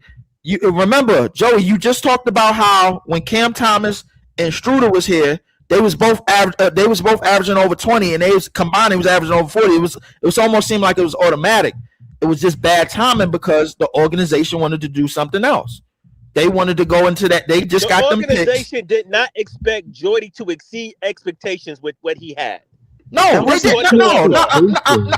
I'm getting to that. Everything that you about to say, I'm getting to that. My thing is that if we look at the KD and if we look at them trading James Harden in the middle of the season, them trading KD and Kyrie in the middle of the season, them trading Schroeder in the middle of the season, basically for what? And they cutting Cam Thomas. All of this points to the fact that upstairs, management and ownership, they don't want anybody running the shit but them. And what but at the end of the day, in the NBA, you don't win with systems. So even with the whole system thing, the argument or whatever, you don't win with systems. You don't win with this. You win with players. You win with high level players. Rebuilding, brother. We are rebuilding. We're not rebuilding. They are making. They're trying to put together a team to try to make the playoffs this year. That's what they're doing. We're not rebuilding. I don't think that's the case. I think we are trying to. What are they doing? So what do you think they previously made the decisions based off of us rebuilding, bro? Listen, Dennis Schroeder, Cam Thomas, all these niggas you bringing up, they was never gonna be long-term pieces. Niggas talk about the Nets not believing in nobody like CT said. Well, obviously, nigga, look at our fucking roster. We're rebuilding. I wouldn't believe in none of you niggas too if I was Joe Tsai and Sean Marks.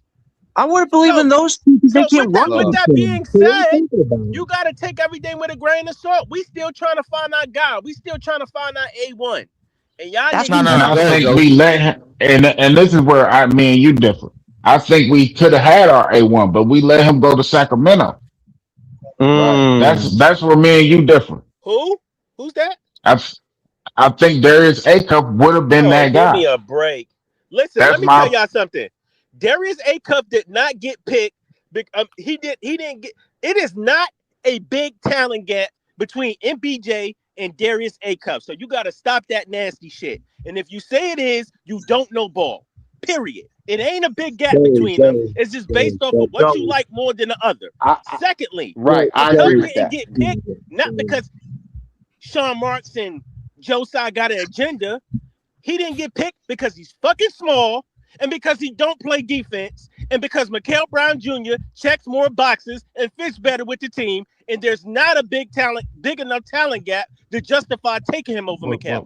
That's why he didn't So get all picked. the people that said, and this is not just me, I agree. all the people in the media that said that they would have taken Acuff over MBJ don't know basketball Who you because talking that's about? their I know you're not opinion. talking about Stephen A. because I see a lot of No, people giving the Nets praise. no, I see a I'm lot not of talking people. about Stephen A. I was talking about what Listen, you Breezy talk. just Let me played on finish. the stream. Let me finish. You talk. I see One a lot mic, of people guy. giving the Nets praise from the Mikel Brown Jr. trade. You're gonna have your half that's gonna give them praise for it, and then you're gonna have your half like you, who's still stuck on the cuff, and you can't look past that, like Stephen A. No, hold on. When You I talk came about up here, Stephen this A. is just a Smith. conversation. Stephen This A. is just a Smith has the conversation. When we basketball came IQ up of a here, peanut. I wasn't talking about Stephen A. because I don't really Who watch else per said it se then? like that. Who I else was said it? talking A bunch about of Knicks Avery fans? Johnson and all the. Nah, I'm talking about Avery Johnson and all them people. But that's not a here nor there. I was my whole thing is that I'm not stuck on a cup. A cup is a Sacramento King. We were having a conversation. You see what I'm saying? Leaf was All I talking. know, y'all niggas better pray a cup So outplay MBJ these first couple of years, because y'all gonna hear my mouth. Y'all better pray it happens. I think that's gonna be a definite. I don't think that's gonna be a question. I'm But gonna hear my mouth and hear every pod. Joey, We want to hear it. We want to hear we want Mikel Brown to be the best player he can be. And what me and Leaf are saying is we don't want Sean and Joe to keep screwing up what we're trying to build. They always go with How these is pros. it a screw up? You acting like MBJ is a scrub. He ain't no damn scrub. Joey, hear me out. It ain't a big talent gap between the two. John has a hard on for Sean. That's Joe, no, hold on, y'all. Hold on, y'all. Let me just read. Y'all acting like we picked Nate Ament or something. Hold on, Like, John. come on, Let me man. read the super chat. Let me just read the super chat, y'all. Shout to player one. He said Mikel Brown isn't a fit pick, superstar talent. I don't know what he meant by that. He's not a superstar. Trying to say that. yeah, I think he's saying he isn't a superstar talent. He's more of a fit pick. All right, but that being said, let's. No, he said he's not a fit pick. He is a superstar. No, he said he isn't. He said he isn't a fit pick, and that he is a superstar talent. He said So you're saying that's what I don't know what these people mean when they put all these emojis and shit. I don't know what people be saying when they put all these emojis and shit. I'm old as shit. I don't know nothing but. He said it isn't a fit pick. He says, haha, it's a superstar talent. That's what I seen. Unless he gonna say, Well, thank y'all for explaining it because I don't know what the hell these people be doing. Niggas ain't coming here to. All I'm saying is this: moving forward. And to be, hold on, Leaf, hold on, Leaf, before you finish, because I think Leaf wanted Mikel Brown Jr. too, but Leaf just came up here and said that Darius Acuff is going to be Rookie of the Year because of the way he's going to be used. Oh boy! No. Hold on. Time out. Exactly. Hold on. Time out. I just want to say this. Two things. One, the usage rate of Darius Acuff Jr. on the Sacramento Kings is going to be even different for AJ DeBonster with a Trae Young and an AD next to him. Even for Peterson with a Keontae George, Laurie Market, and Triple J. It's the talent that's around them. Sacramento Kings don't really have that much talent, so the usage rate for Darius Acuff Jr. is going to be to the max. For the rookies, when you look at the usage rate, and the same thing for Mikel Brown Jr., he's in that conversation too. He's going to start for the Brooklyn Nets. He's going to have a high usage rate. And to Joey's point, I do want to see the quote-unquote talent gap between said two players because, again, Mikel Brown Jr. is a Nets fan now, and that's just where I'm at with it. That's not a big talent gap. They both in the same tier. Yeah, I think I think I kind of disagree. I think A Cup offensively there's a huge gap, and I think there's a huge gap on the defensive end. That's what I think. But I On think the on the Mikel's defensive who on the defensive end favoring who? Mikel. Okay. I Mikel is the think better player. Mikel on the defensive. Because But see, I think on we the never talk offensive about end, defense, right? Because I remember everybody always talk about defense when it came to Cam Thomas, but nobody wants to That's talk true. about defense when it comes to Darius the Cuff. That's Funny, true. but go ahead. that's not. Go But that's ahead. not all. I see. That's When I was true. talking about Go Cam, ahead I was though. saying when I was talking about Cam, I was talking about more on the offensive end as far as his playmaking and stuff. I knew Cam. I thought Cam could improve more. But I never was like hating on Cam Thomas. I think a lot of it had to do with um the uh the way he was being utilized.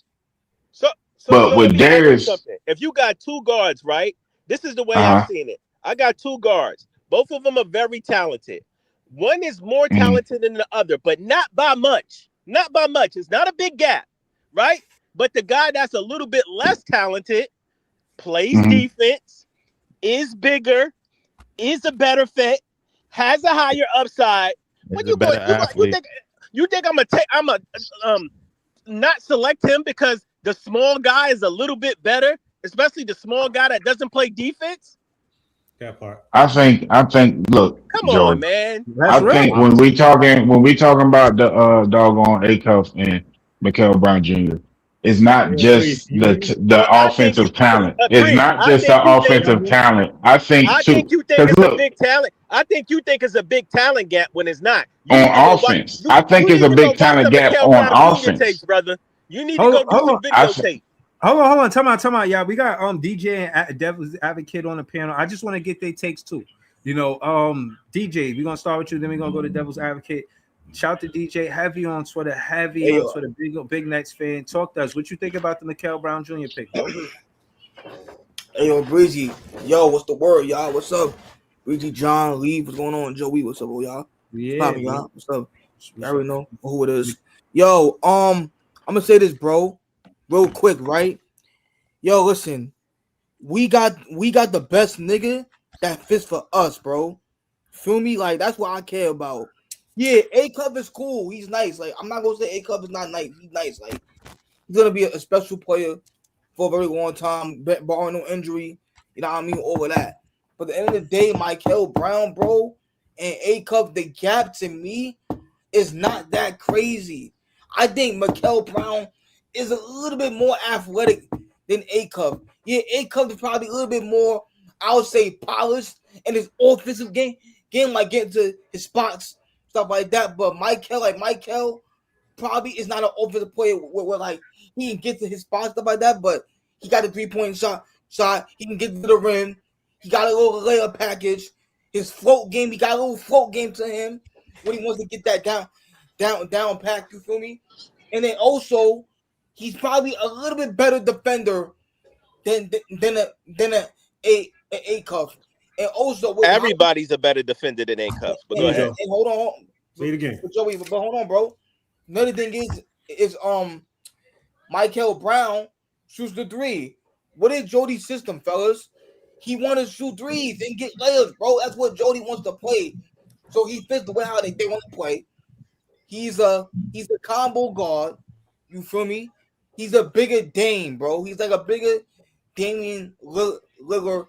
Once he gets older, puts on weight, puts on muscle, probably stuff like that, bro. But I think we got a good pickup, bro. Like Wait, I would have been happy with either or, bro. Like A Cup or Mikel, one or the other at 6.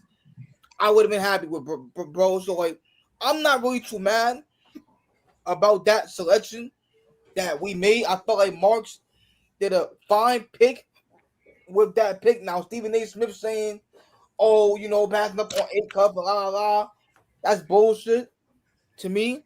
I think that's recency bias because Brunson won the title like last week or 2 weeks ago, things like that. So everybody is like going off of now you actually need a small guard to win.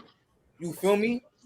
But at the end of the day, bro, like A Cup gonna have more uses in Sacramento. I agree with what Weezy said.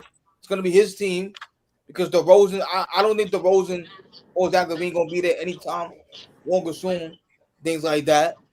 And I think Mikel Brown, he won't have the same users than an A Cup because he got MPJ, he got Julius Randle.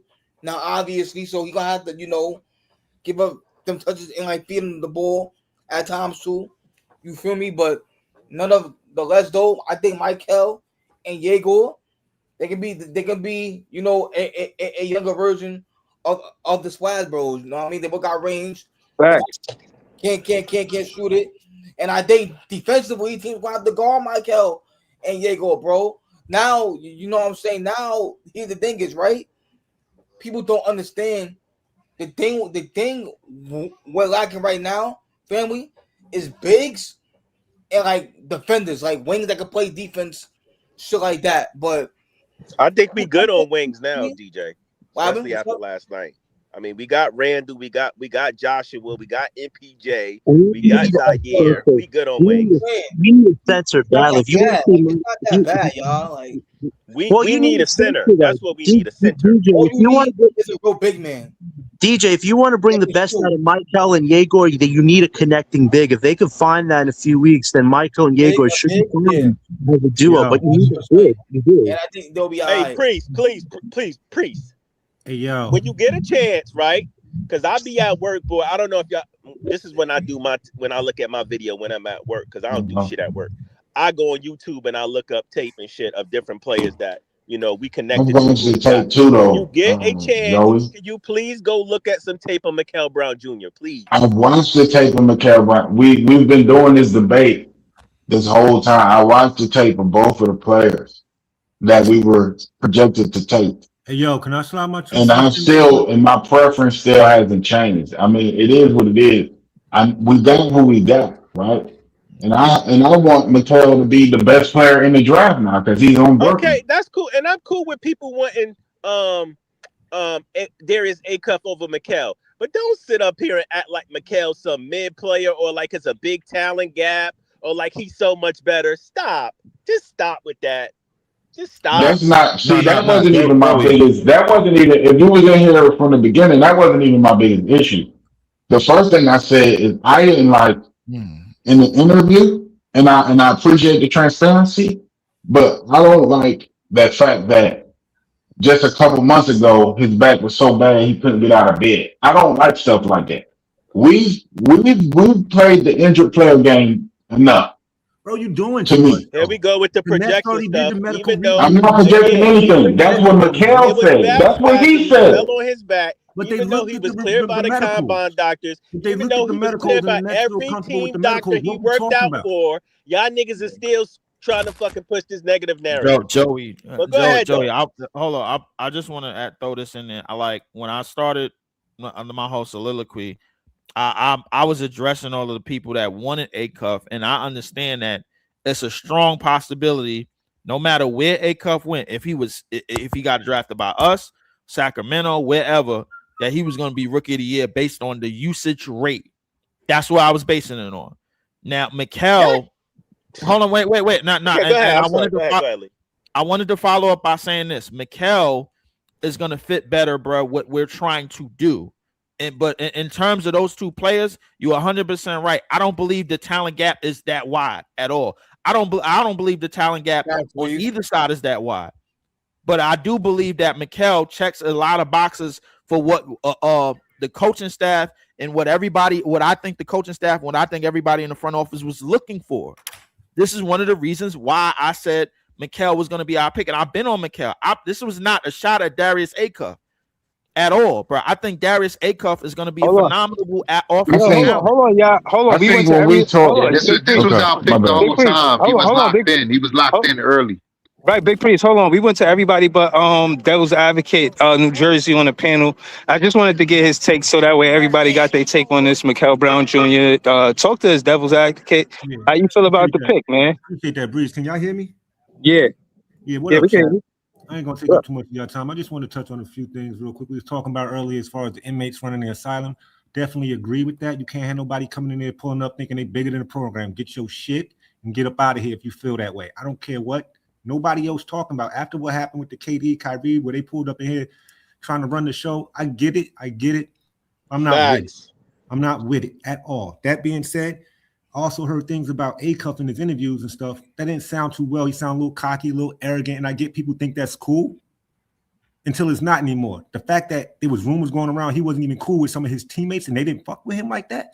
Told y'all thought I was lying. What happened? I said that to these niggas. They thought I was lying. I didn't think he was lying. I seen Jeff Teague say that, but I didn't hold it against him. That's all it was. There was rumors out there talking about how he ain't get along with his teammates. That's a red flag in itself. So that right there, and like everybody else saying, like Notorious was saying, the gap ain't that fucking big for anybody to be upset. And me, I ain't surprised John upset just due to the fact that John always looking for an opportunity to trash Marks. So he just gonna call it Mark's fault or whatever the case may be. I don't think it's Mark's fault. I like the pick. I love the pick, as a matter of fact. I'm not too beat for A-Cuff. I said that initially. The gap ain't that big. Why are we even talking about A-Cuff? We just draft Mikel Brown Jr., one of the highest picks in a minute. And it's supposed to be a good day. We sitting up here talking about the Sacramento Kings dude. Like, fuck that dude. For real. That's all I got. I like this dude. I wasn't coming up here to come with that energy, but fuck him. In New Jersey, what? Yeah, Devil's Advocate, New Jersey. He more in the chat. Okay, I like Advocate, New Jersey. Yeah, he be in the chat a lot, bro. He fired though. You know what? I wasn't coming up here to say that neither, but Breeze, I actually got a video that I need to share with you, and I ain't gonna lie, I can't. I'm in motion right now. I can't do it. I'll do it later tonight, though. Later tonight. Yeah. When you get on the night, bro, text me because somebody was hitting me up about a opportunity to be on a page or whatever. So like they was reaching out to me and they wanted me to reach out to you about that. So like that's side shit. But I will say this. Everybody in here familiar with Bobby Ox, big like so. It's been a lot of shit said on the internet. I seen Jeff Teague talking about what we doing. I seen Avery Johnson. I seen a whole bunch of all of a something. Everybody's concerned about what the Nets is doing, bro. Like when the Knicks just won a championship, yo, go somewhere else with that shit, bro. Like yo, if we in the shitter, let us be in the shitter in peace. Yo, I'll put it like this. I'll say this about what Avery Johnson was talking about was because he was actually and I like where he was coming from his perspective because he was one of the first coaches in Brooklyn. No, matter of fact, he was the first coach in the Barclays Center. And he was horrible. So that's where his perspective was coming from as far as we care what he think. He stunk when he was here.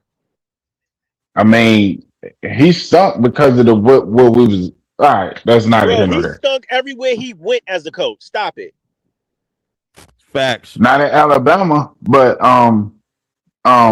my whole point wasn't to trash Mikel. Like I said, I've always been, and I've been consistent. I've been really one of the most consistent in this whole thing when it comes to our players and supporting our players, right?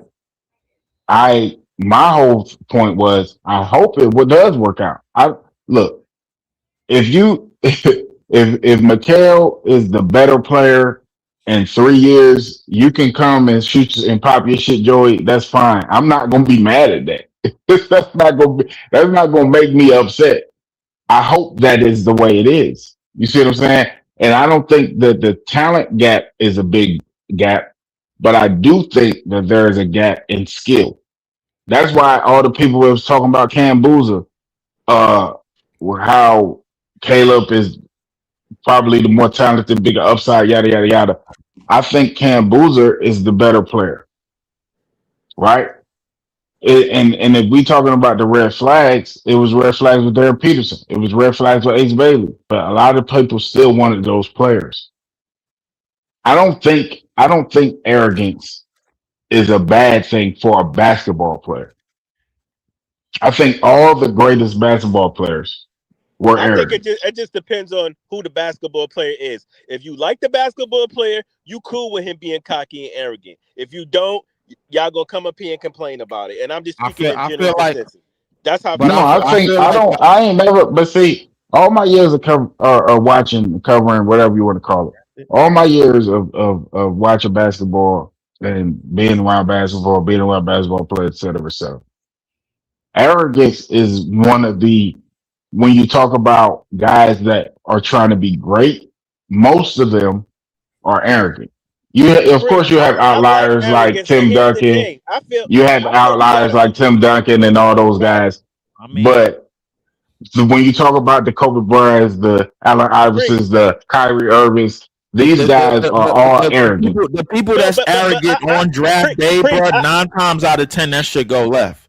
I like niggas who's arrogant, but I feel you gotta have the right to be arrogant. You can't be Exactly. like a Josh Hart and then be out here talking shit. You know what I'm saying? No, Ain't that right? I Ain't get Drew in that the part. I comments? get that part. It got to be talent and If you skill arrogant on attached to the draft day, arrogance. bro, like there's a problem because now you sitting up in a suit and a tie, and your family members is right there, and then you go to the podium the second that you get picked and start talking cash, bro. Like then that's a problem. You ain't even touched the court yet. I can I understand if don't you've been think in the that's a league problem. 3 years. I can Think that's understand a if you've been in problem. the league 3 years or 3 or 4 years, and you saying, "Yo, this dude, I know who this dude is, bro. They can't do nothing with me." This, that, the third. But the second that, but you talking that as you, or upon you going into the draft, and then you wearing a suit and then you wearing a tie, bro. Like, yo, your senior, your pop's gonna be like, "Yo, you might need to humble yourself, kid, because yo, these grown ass men ain't gonna play Mm, with you." That's another I thing I wanted to disagree. bring I up, y'all. disagree. I I disagree think a cuff is wholeheartedly. Can I say this real quick? I think a Yeah, cuff go is ahead. good, and I'm not hating on the cuff because I like him. But y'all expected his efficiency and expected him to be doing the same shit when he get in the league against grown, big, That shit fast gonna be ass ugly. He gonna athletes in the average 20 NBA. points, but Y'all it's are gonna going to be be ugly. sadly mistaken, bro.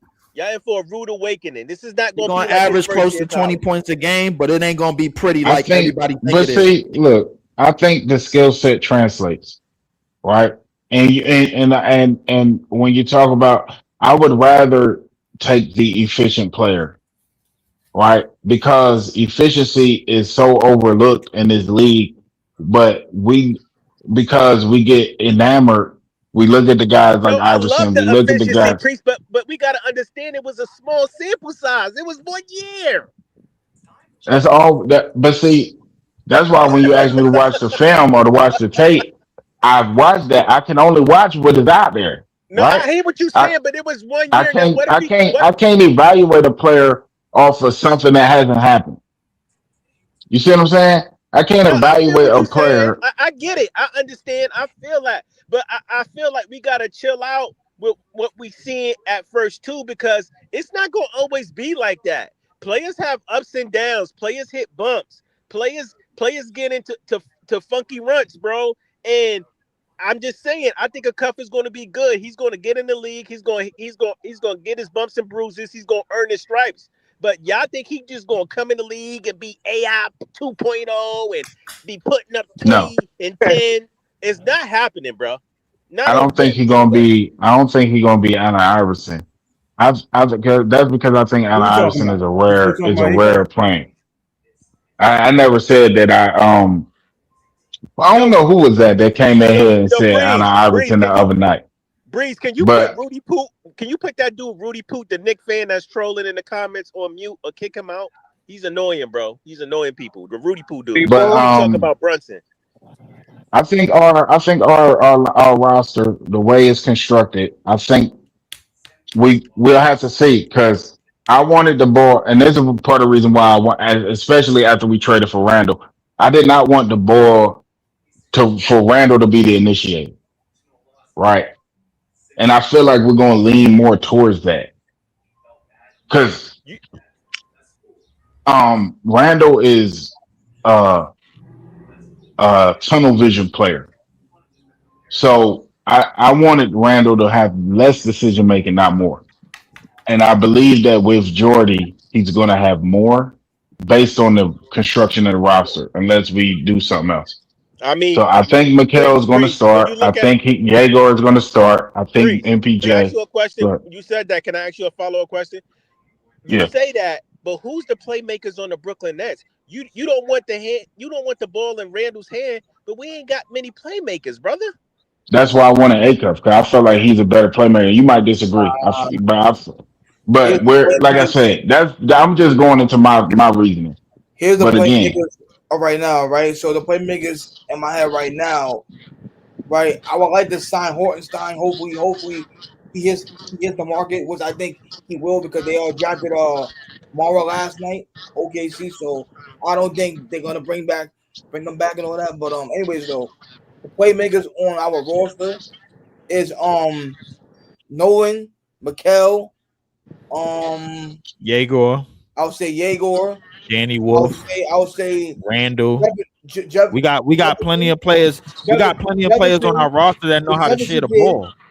the Jefferson kid, he's a playmaker too. He's a playmaking power forward, things like that too. So I feel like he he's a got to couple earn minutes playmakers though. Like he got a ways to go on because offense. of the pick that he had. He's Like mad slow. To me, Danny Wolf, Danny Wolf too. Randall, Sorry, Randall, Mikel, Mikel, Jaeger, they Jaeger. all have abilities. All I'm They all saying is have. Randall, Nolan. like it or not, Randall is one of our better playmakers. The guys Yes, he is. y'all Yeah. talking Of about, course, of the course, guys y'all of course. talking about ain't nowhere near him. So I'm saying that to Priest because he's going to be handling the ball. Yes, Mikel is too. Yegor, he can't get paint touches. Wolf, I can see him doing it, but only in transition. He can't do it in the half court set. I mean, but can How you about see I Jaeger? think, and I Hold up. disagree with you on. I Can you see disagree with you Jaeger? on Jaeger too. I thought Jaeger Can you was see a Jaeger doing great it off the catch passer, too? had a great IQ, and very good court vision. I think I don't see like if I'm looking at attributes, I think he was a great passer. We Priest, didn't I'm gonna get to tell you, see I'm gonna it. ask you like I ask all the other people that say that about Jaeger. What does that matter when you can't dribble and get paint touches? None of that matters when you can't do that. I don't. But Yeah, see, Because you when you can't bring the say defense down. look, Because you can't no, bring the defense down.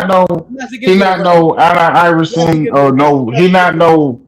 He don't. His handle is very basic. I'll just put it like We that. not His asking him to handle is be very basic. Kyrie. We not asking him to be Kyrie Priest. We asking him to take care of the basketball and put pressure on the rim and create for himself and others. But Bend the defense to your will so we can see that fancy, Joey, fantastic passing that we've been hearing about.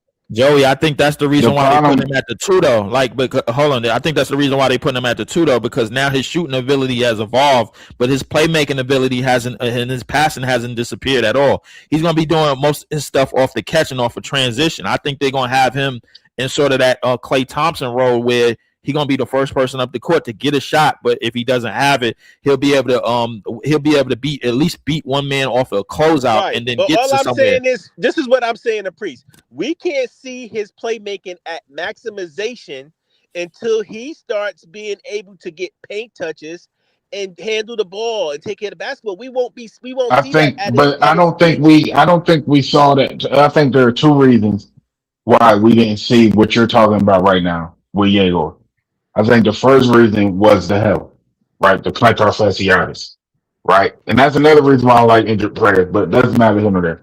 But I think part of that was the health, right? And Right. part of that was the way he was utilized, right? So when he was on the court, whether he was healthy or not, because we don't give excuses once you're on the court, right? Once you're playing, you on the court. You got to make it happen. So once he was on the court, because of his the way I guess how his health was, they didn't even want to try to go to make him do anything extra. So to me, I think it was a disservice. Even if you were going to play him, let him play his game. Right. If he was too hurt to play his game, don't play him. Right. No, I'm gonna give him some grace. Because, like you said, he did come into the season with a plantar fasciitis injury, so that was a very, very tender thing, and it was his first year. So I'm gonna give him some grace. Hopefully, I want to see Jaeger get in the paint a lot more. I want to see him handling the ball. I want to see him driving the offense. I want to see him being a cog in the offense, not just somebody that's just running and trying to get a 3 in transition and make a quick pass in transition. Hey Joey, I'll be honest with you, bro. Like if you seen Yegor at the draft yesterday, because he was dapping up AJ and everything, because they from BYU. I ain't gonna lie, he looked a whole lot different than he looked a year ago. Yeah, I will tell you that. You talk about the drip. I ain't gonna lie to you, bro. Yo, he out here stunting, bro. Yeah, he do, man. I'm just talking about I'm talking about all over, like he looked like he a grown ass man. I pray that Yegor comes in. Yegor looked like a total different person, bro. Like than what we was looking at a year ago. Right. I hope we see some more improvement on the court this year, though, for sure. I mean, listen, I think we will. Like to me, him and Danny Wolf, bro, they have the go. Like to me, they got it's the open opportunity to take over this team. Like because they've been like, bro, in the short minutes that they played, they showed a lot. They showed what they could do. A lot of offensive promise. They did. All I'm gonna say is, y'all might say I sound delusional. I don't think Marks is done with this roster. I think he's still going to tweak it some more in free agency. Maybe do a trade or two. Don't be surprised if this team is a fringed playing team. That's all I gotta say. Might even be a playing team. I'm just telling you. No, don't I be think surprised. that's the goal. Huh? All right. I think that's the goal. I think with what they're doing, the moves they made, I think that's the goal. Yeah. Playing now, whether we get to that now, point, if they get there or not, different story. But I think that's the roster that you gotta build this season, and just go from there, bro. That's how I see it personally. Yeah. And to see what you got, honestly, but like you gotta just build up your team and add the pieces that you gotta add this off season, right? Yo, Breeze, bro. Why you got Idris Elba in the damn thumbnail with the Adam? Hey, yo, did y'all not see the thumbnail to this video, bro, that we on, bro? This nigga got Idris Elba from The Wire in the middle. What, with the hat on? Yo, why you got Idris Elba from The Wire, bro, with the face like he done blew, like the spot got ran through or some shit. Remember that episode, these fans bro? in the comments is some weirdos, bro. The spot got ran through. Nah, but for real though, like I think I'm expecting Yegor to have a bigger impact moving forward, bro. Like, I'm expecting Danny Wolf to have a bigger impact moving forward, because those are the two players to me, bro, that showed that showed already their versatility and what this organization and what the front office is looking for. They appealed to that. You know what I'm saying? I think it's and as far as the rest of the roster, I agree with y'all, all of y'all, bro. Like I think I don't think we done tweaking the other spots on this roster, bro. I'm glad to see Austin Reeves is about to rob the Los Angeles Lakers for $185 million in 4 years. Yo, what do you think about Joshua though? I like that kid, man. I didn't see too much of him. I don't know nothing about him. I don't know nothing about him. I like him. I had him going in the second round, but as far as a prospect, like his athleticism. Nah, he all right though. He's like 6'9", 246. He can handle the ball. He can shoot a little bit. He can pass. Got good court vision. Like, dude ain't no slouch. I'm telling you, he's all right. I'm not saying like we got one, but I mean, he is 22 years old. I would like to think that he know how to play. But I think we wanted to get somebody who could contribute somebody was saying that he's better than Clowney. Do y'all believe that? Better than Clowney? I'm not sure. I think he's more fluid. He probably got a bit.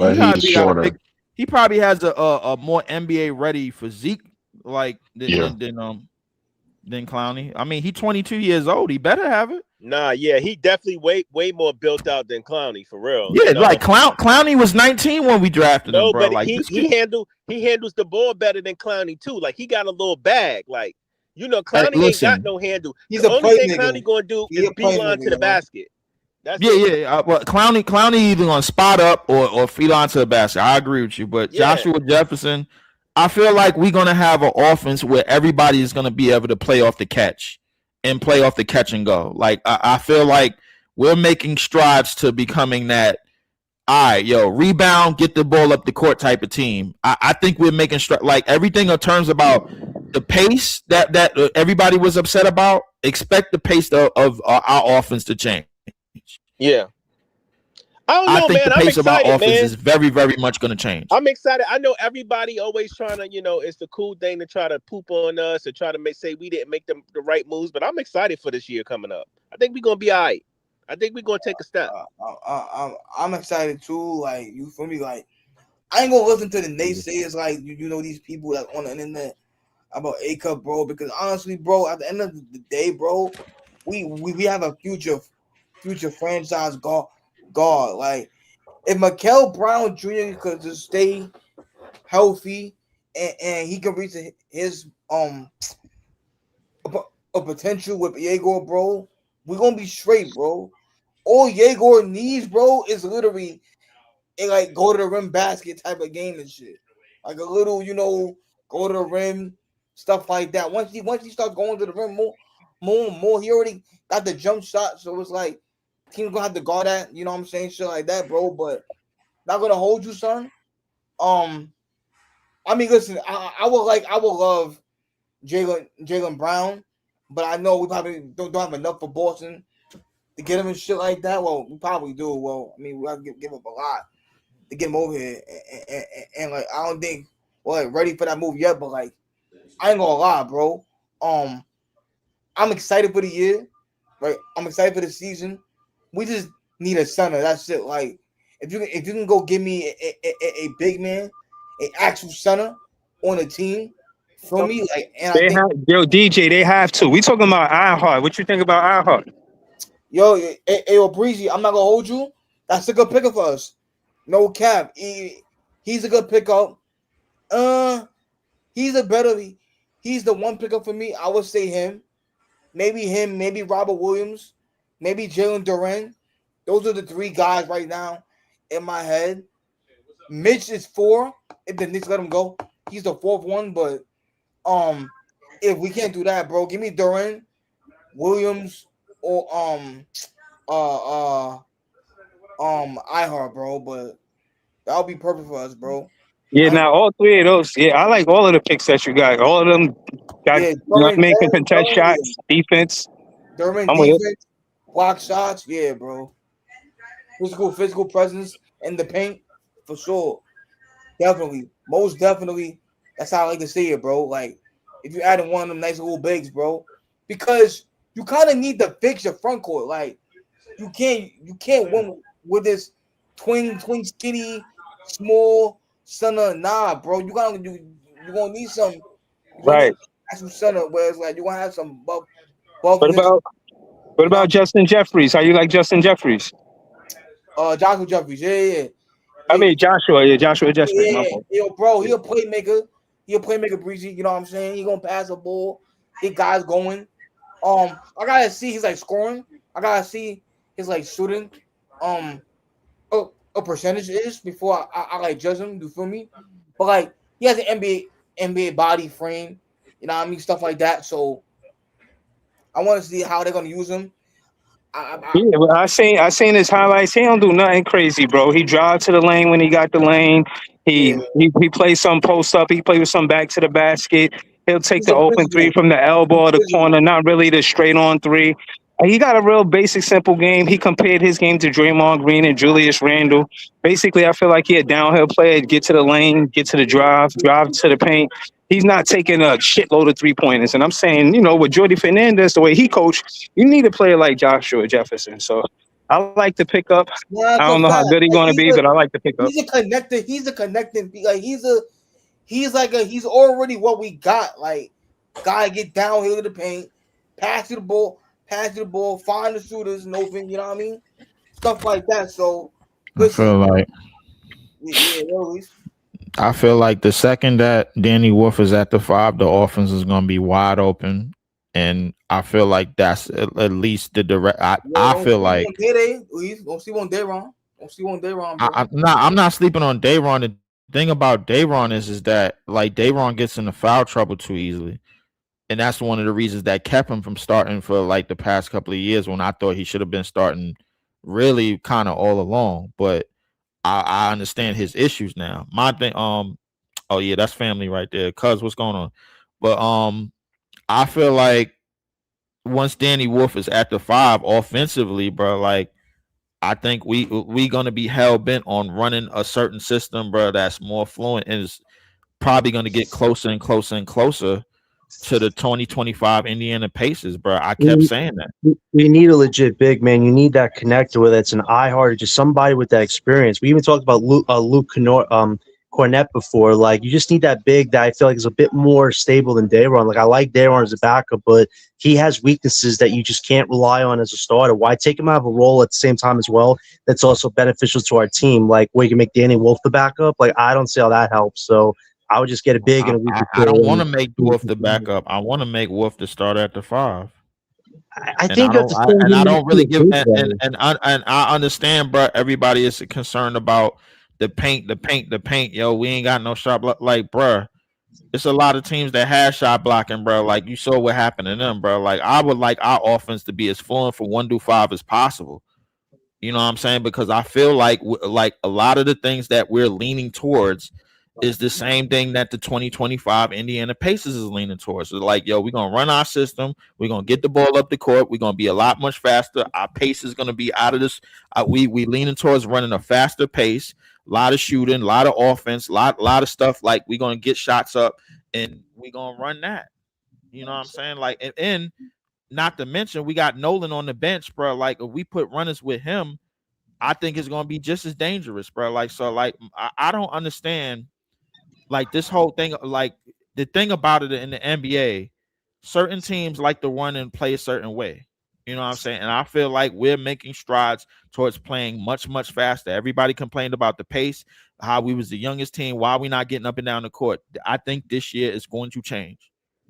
I don't know if it was you or somebody said like that 3-headed dragon potential of Mikel, Yegor, and Nolan off the bench. Like, having a 3-man guard rotation, it kind of eliminates the reasons why some said we need a veteran point guard. If Nolan can adjust to being a quality 6-man and keep the pace of flow going with his speed, but be a bit more disciplined as a scorer, then you have something really solid there, because you could interchangeably, put Nolan in when you want to give Yegor or Mikel a breather, or vice versa. Like, if those 3 guys can build a camaraderie and chemistry with it, the 3 main facilitators on any given night, then the Nets have the guard stuff all figured out. Now it's about the bigs and wings. I think Joey said we have a lot of wing options. That's all fine, Danny, but the big man stuff, you need that if you want to play winning basketball. Every other team is caring a lot more about having a high-quality big. We have to, too. And I feel like Sean Mark's problem is he thinks wings are bigs. Wings aren't bigs. There's a huge difference there. So until he could get that out of his mind, as good as we have some balance we're trying to figure out right now, you need the big man, or else there is no balance.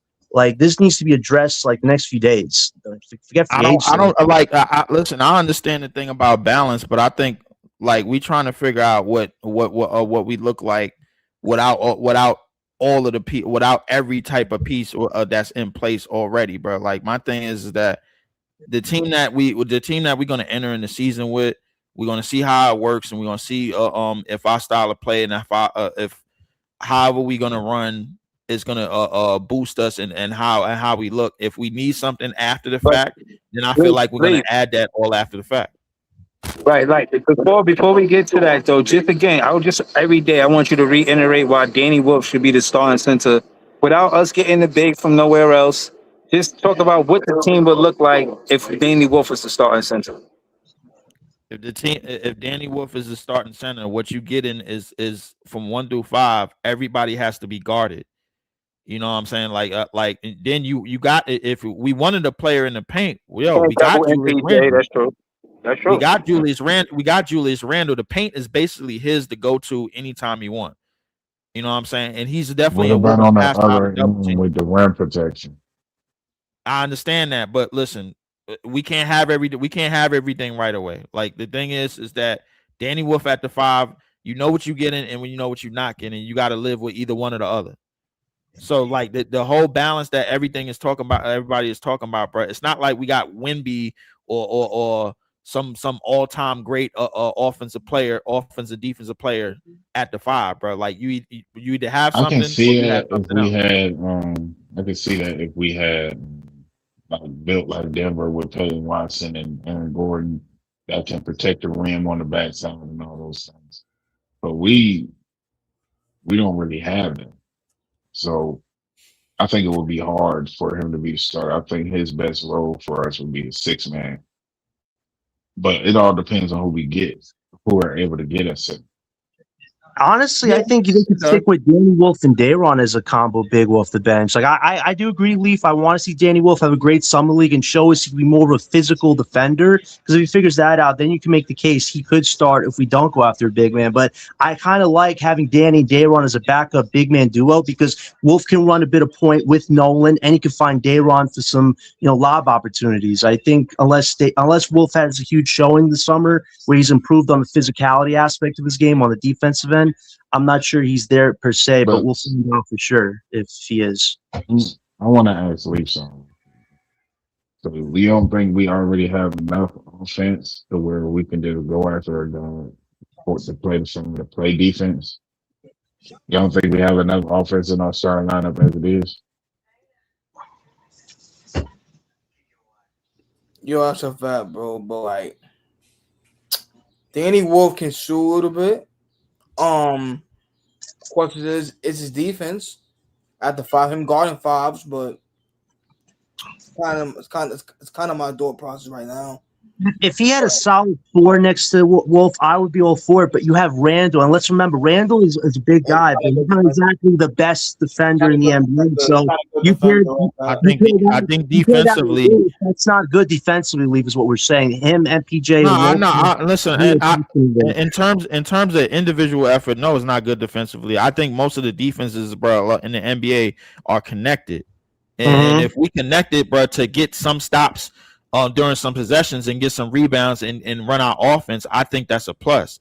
If we connected enough defensively, bro, like to where Danny Wolf could get enough help, and then Randall could get enough help, and then vice versa, then all over the court with positions, and then leading teams into bad shots and leading teams into they more effective offensive player, getting the open look, getting looks, and getting most of the shot attempts, and then we rebound and then run off of that. I think that's a plus. You know what I'm saying? Lee, don't you think we have enough offense? Don't you think we have enough offense already to where we should attack that position defensively as far as the center? Yeah, I think we with Danny Wolf we'll have more than enough. Without Danny Wolf starting, don't you think we have enough offense already? That's what I'm asking. Without Danny Wolf starting. It really, I don't think so, because this is one of the reasons why we got rid of Claxton. Claxton, we got rid of Claxton and brought in Randall, so we brought in more offense for Randall. We drafted MBJ, which is supposed to be another offensive boost. So you don't think with MBJ, Yegor, and PJ, Randall, that's enough offense in your starting lineup to where you can attack the center position by getting a defensive angle? Thanks, Breeze. It could be. I mean, but it depends on what type of defensive anchor we get, because defensively, bro, I don't obviously we if you look at the 4 players that you just named, defensively is not an advantage that we have defensively, but I mean in terms of a rim protector, they ain't just falling off of trees, bro. We're going to get a rim protector. We might have to spend a pretty penny, bro, on the guy that I kept talking about in Hartenstein. if we have Hartenstein with Randall, you could play some great bully ball. Like we don't have to rely on this Jordy system of threes. That's why me and Leaf been talking about. They got to change the system. You add Randall and Hartenstein together, the system changes. Now you can play more interior. You don't have to rely on the threes. And those two guys, Hartenstein and Randall, can find guys in the corners because of how much attention is going to be on them. Like you add that, the Nets already have a better system where Jordy can not just run and gun, but you can have guys that can physically go body to body. Like you need that. So an iHeart would drastically change what we're trying to do. Wolf, I think offensively already changes what we could do. When he was running point leaf, like we talked about last year, that was good. But the only thing is defensively, he needs a wing to complement him. I'm not just sure if Randall and Wolf, though, is a match made. You know, I feel like they would have to be somebody else to complement Randall, like an iHeart. That complements each other with the guards that we have. So that's where my head would be leaning. That's why I like some of them. I just feel I just feel That's like why I if you like want, some of the guys that Breezy brought up when he was talking. He even talked about Luke Cornett. He talked about I'm gonna pass the ball and say I just feel like Randall's best advantage is getting downhill and playing in the paint. You want the paint to be empty more times than not, and you want him to have a lot more one-on-ones than not. And you know what I'm saying? So because you don't want him, we don't like him shooting threes, even though we know he can shoot threes. My thing is that I would like him more 15 feet in. The reason why I had Danny Wolf at the 5 is because of that. Is because if we get lowered into a lot more half-court sets, which we probably will against the better defensive teams, the more defensive teams that's connected, I think it's going to look that way. But when you have 4 shooters around somebody like Julius Randle, bro, like then you got opportunities to cook, because now everybody got to play away from the basket. Everybody got to prove that they can play one-on-one on the perimeter. You got to remember, Lee, that Julius Randle played very well with Hartenstein already in New York. Right. So they played well together. They played very well together. So that actually fits basketball. So I just wanted to respond to Oren in the comments. Oren said that he would prefer Kessler, but Kessler's going to be way more money, bro. If we can't get afford Kessler him. over Hartenstein. We can afford him. Or once you did the random move, Walker, Kessler, Durant, that's out of our budget. But me and Breezy talked about guys like Mark Williams, Robert Williams, Hartenstein, Luke Cornett. These are guys that are in our price range where we can either trade for him or didn't Mark Williams have health issues? Yeah, but he looked good. That's why I don't like. That's why I don't like Mark He looked Williams. okay in Phoenix, but he got injured late in the year. Yeah, he got injured late in the year, but he knows how to attack the paint when he has a mismatch. I don't really trust Mark. Dude, okay, let me ask you this, John, because you know the cap. Do we got enough money to pay Kessler Edwards? No. Even if we free up the cap by renouncing Zaire, Daron, these other guys, you'd have about 30-something million. Apparently, Kessler wants closer to over 30 mil or over the 40 mil even. So I don't think we can match it if we tried at this point. Right. Nah, if he disgruntled with Utah like that, he not rocking with us, bro. Trust me. Yo, did you hear want Ace Bailey a bench guy? Like, yo, he's out of there. If they make Ace Bailey a bench guy, I don't care what his first contract's up. He's asking out. If they make Ace a bench dude, that's hold on. Let me ask y'all this, because this is another hot take I had. I was kind of waiting for this moment. Ace Bailey for MPJ, make the money work, make the trade, the draft picks work. Ooh, that's interesting. Would they take Ace Bailey will be a premier player. He'll be a premier player. He'll be starting at the small forward. Right. You know what I'm saying? Yeah, but they not. I don't see them doing that move because they're not ready to compete and win right now. And MPJ is the type of guy that a competitor or I was going to talk about this later. I just wanted to say talked about this with the front office of Utah. They are trying to compete this year. year. I was about to say that, Big Priest. Like, bro, look at their team, Joey. Like, they got to be trying to do something, bro. They got. I don't see them giving up Ace or no MPJ though, brother. I'm just being honest. Okay, that's good. I don't think Ace ever wanted to be there, but you're asking a guy who was looked at as a top 3 guy to now be a bench dude because you added some vets. I feel like there's going to be some disgruntled antics if that's where Ace's role is now, because he started a lot last year. Now you're asking him in his second year to take a leap by being a backup. I just think if there's a chance to move that guy, MPJ kind of fits what they're looking for. Another vet that has championship experience. And but Ace, why would they give up on Ace so early though? Because I don't know if Utah, if Ace Bailey is a part of their future. Right. What I do know is I'm not doing no more different than games. God, this dude in the comments is so annoying. Yo, we had Ace Bailey at the I'm 3, not doing. Ace at the 4. I heard I'm not doing no deals with Danny Ainge at all. Period. we get back to playing. But that's what we should do, man. And I don't think Ace ever wanted to be a Utah Jazz. He wanted to be a Ute. We don't even have to do no deal with Danny Ainge with Kessler, because if they don't sign him, he gonna walk in free agency. So it No, don't I was matter. talking about for Ace Bailey. If we was talking about that, would be a trade. I'm not rocking with Ainge. I'm cool on that. I mean, I'm not really high on Ace anyway. I'm not that high cool with on him getting either, him. but yeah. I could give a take on Ace, to be honest, y'all. Me personally. Man, if we had Ace with this team with Mikel, okay, the Nets are back, man. I just think for Utah, they have a lot of decision makers. We've heard a lot about it. I don't think everybody likes that market. Now you have guys like Kessler complaining about his contract. Ace is definitely going to complain about his contract and make a bench guy. That's where the Nets. I ain't going front though. Ace would kind of look cool next to Mikel Brown Jr. and Yegor. That would look kind of dope. Yes. Oh my God. Because that would actually defeat us having to make Yegor a 3. Like if we have Ace, like Yegor, you're a 2, man. Just to be a backup 2 or to Mikel. Like I could live with that. But again, it's Danny. I saw one comment. You can tell me if you'll probably know better than me, Joey. Did they say that Yegor looked like he was taller than AJ? Nah, he almost looked just as he's like a couple inches shorter than him. Like he's like they said on the interview he looked like he was taller. He interviewed him and he looked like he was taller. They almost look around the same height. Well, Yegor like 6'8", 6'9", right? Yeah. 6'8". I think AJ's like 6'9", 6'10", something like that. So it's not by much. They look around the same height.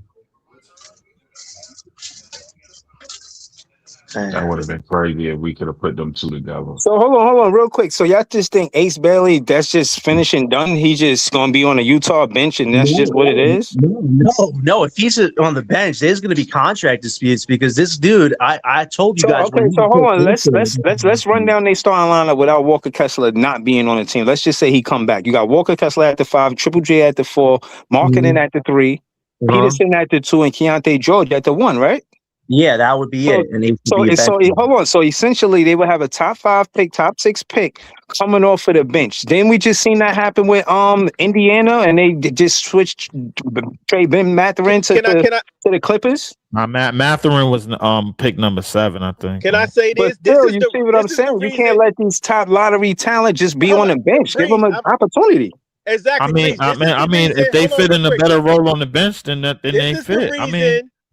This is the reason Ace did not want to go to Utah, and it did not make sense for him to go there. He wanted to be somewhere like Brooklyn.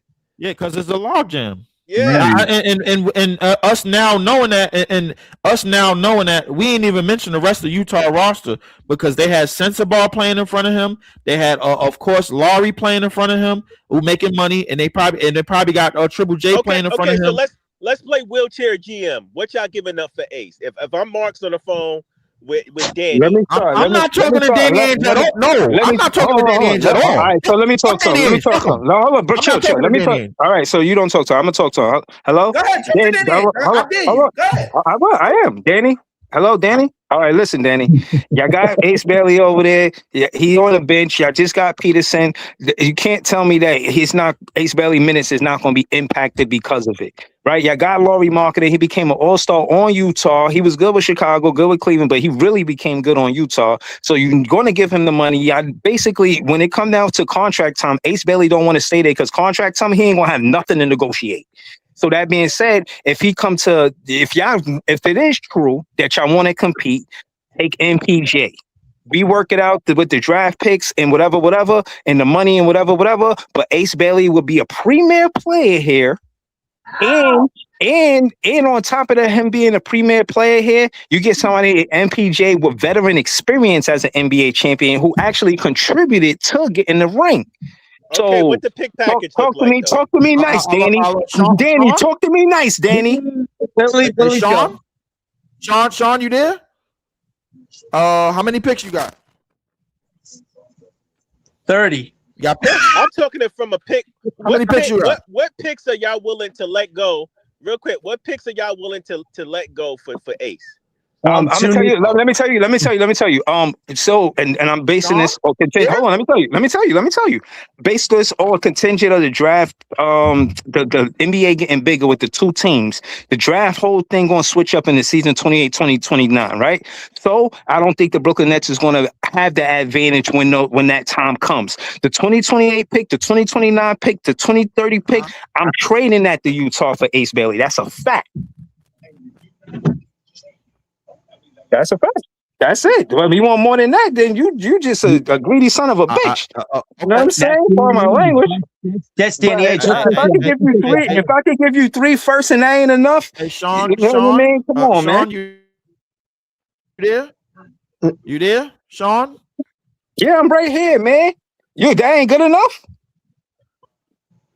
3 firsts and Terrence Mann and no, I said MP. Yes. For Ace Yo, Bailey. but what if we could keep MPJ? Look, listen. Let me. What if we could keep MPJ and give the man and still get Ace with a couple of picks? Wait, Bro, hold come up. on. Now come on. They not gonna give us. Come on. They not doing that. I missed that trade again. What was that again? You said Who's Terrence Mann? No, I didn't hear him the first time. What was that? What was that again, Sean? Sean, you there? I said I'm right here, man. What do you want? What do you want for Ace Bailey? Because you're not even playing him, bro. What do you want? I would give up 2 first. Sean. Well, to my knowledge, being the last time we did business, it was you helped us pretty substantially. So kiss my ass. Do you want to make the deal or not, man? I mean, what's the deal? Hey, Rudy Poo, ain't nobody desperate over here, bro. If we get Ace, we get Ace. Ain't nobody losing sleep over him. You little 12-year-old loser. So I'm thinking about clown. I'm thinking about a couple of first round picks. Yeah. I'm thinking about go outside, man. Go touch grass. Go touch a female or something, Rudy Poo. Do something. God, I'm thinking about a couple of first. I'm thinking about a couple of first round picks, and I'll send MPJ. I'll send whoever else you need. I'll take MPJ off your hands. Yeah, we could do that. I'm thinking about a couple of firsts. Yeah. We can do that. It's done. MPJ. He'll be on the championship contender team. The few first, you know what I'm saying? I figure we got Diego, we got Mikel Brown Jr., and we got Ace Bailey. That's a good rebuild start right there. All right, fuck it, man. We giving them Ben Saraf, MPJ, and 1 first rounder. That's good. Wait, Sean? No. I was looking for Sean. I'm looking for about a couple. I'm looking for a couple of first rounders. Yeah. I'm gonna need that. All right, Sean? that's cool. Two first rounders, MPJ and Ben Saraf. Who says no? You can't put no protection on the first anymore either. You sound muffled, Priest. Who says no about that? I ain't gonna lie. I think I'm doing that deal, Joey. I'm doing it for sure. I ain't gonna lie to you. I think deal. Ain't that fair? Listen, I do it. More than fair. I do it, but we got to remember that Danny Ainge got contracts locked up, so he's gonna have to move some more pieces. So you probably have to move that Nuggets pick if you even want a shot at Ace Bailey. Like, we didn't even talk about the most valuable pick we have, which is that Nuggets pick. He's gonna want that. Like, Danny Ainge wants your heart and half your brain. Like, Danny Ainge wants your heart and half your brain, man. If you really want Ace Bailey, you want that. Yo, I ain't going front. Elton brought up a good point. I want Trey Murphy too. I just heard it's going to be too expensive to get him. I would prefer Trey Murphy over Ace. Joey, they want 5 firsts for that dude. What was the package? 5 firsts. John is lying. They want 5. What would the pick? What would that trade be for Trey Murphy? What would that trade be? Everything that is valuable. It's not no everything, bro. Y'all bugging out. No. Probably 2 players. They want 2 firsts for Herb Jones, though. Herb Jones 2 firsts. Murphy, come on. Murphy's the guy you get when you're close to winning a title, not when you're starting, to get off the ground. I don't see why we would do that. Nah, man. Trey Murphy is very, very young, John. I don't know what you're talking about. championship piece. He's very young. I don't know what you're talking about. No, because contending teams have wanted him, DJ, and they've said they want a Mikel like haul. They want 4 to 5 firsts. Are we doing that? Joe Dumars is definitely not getting the 4 or 5 first. Hold on, Trey Murphy the third. You might get that for Jaylen Brown. Yeah, maybe him. Maybe him not getting up for no Trey Murphy the third, bro. Listen, I think Murphy's very valuable for a wing, but that's a team that's close to contention as opposed to a team like that. I wouldn't do it. I think getting Hartenstein, if you could pay him assets, is more valuable. But you got Hartenstein and Randall just for salary dumping and using our cap space, didn't have to give up much for those two guys. Like if Sean did that, okay, this is a good offseason. You really still have all your assets and you added 2 impactful pieces. That's kind of how we have to approach this. Not, I'm going to get 5-6 firsts for one guy and we're going to be fine and dandy. That's not how the Nets should play this. You got to do that when you're ready to win a title, not right now. No. We got to be a lot more smarter about that. That's fair. I mean, again, like I said, I just think the asking price is high, but Trey Murphy a good player. And he's a guard/forward. He's going to cut right into Diego minutes. So I'm gonna say no. A soft no, because I would do it, but still. I just want to say, if y'all looking at the poll, we got 63 people in the chat. If y'all looking at the poll, 67% say they happy with Brooklyn Nets picking Mikel Brown Jr. 33% say no. So for the most part, the Nets fans is happy that we got the Mikel Brown Jr. That's a good thing. Yeah, bro. Would you guys be in a Brown sweepstakes or not? Not right now. Are you talking about Jaylen Brown? He hates Joe Tsai. He would have come here if he wanted to, unless that guy's gone. So no. Very good point. It could happen though, but I would like him though. I really would. Just my hot take. I don't think Jaylen Brown comes to the Brooklyn Nets. I think he goes somewhere where he could be the number 1-2 option. He jumped out and said his favorite season was the season Jason Tatum got hurt. So he obviously saying, I like being the number 1 option. I don't want it to be no misunderstanding about me, no number 1 option.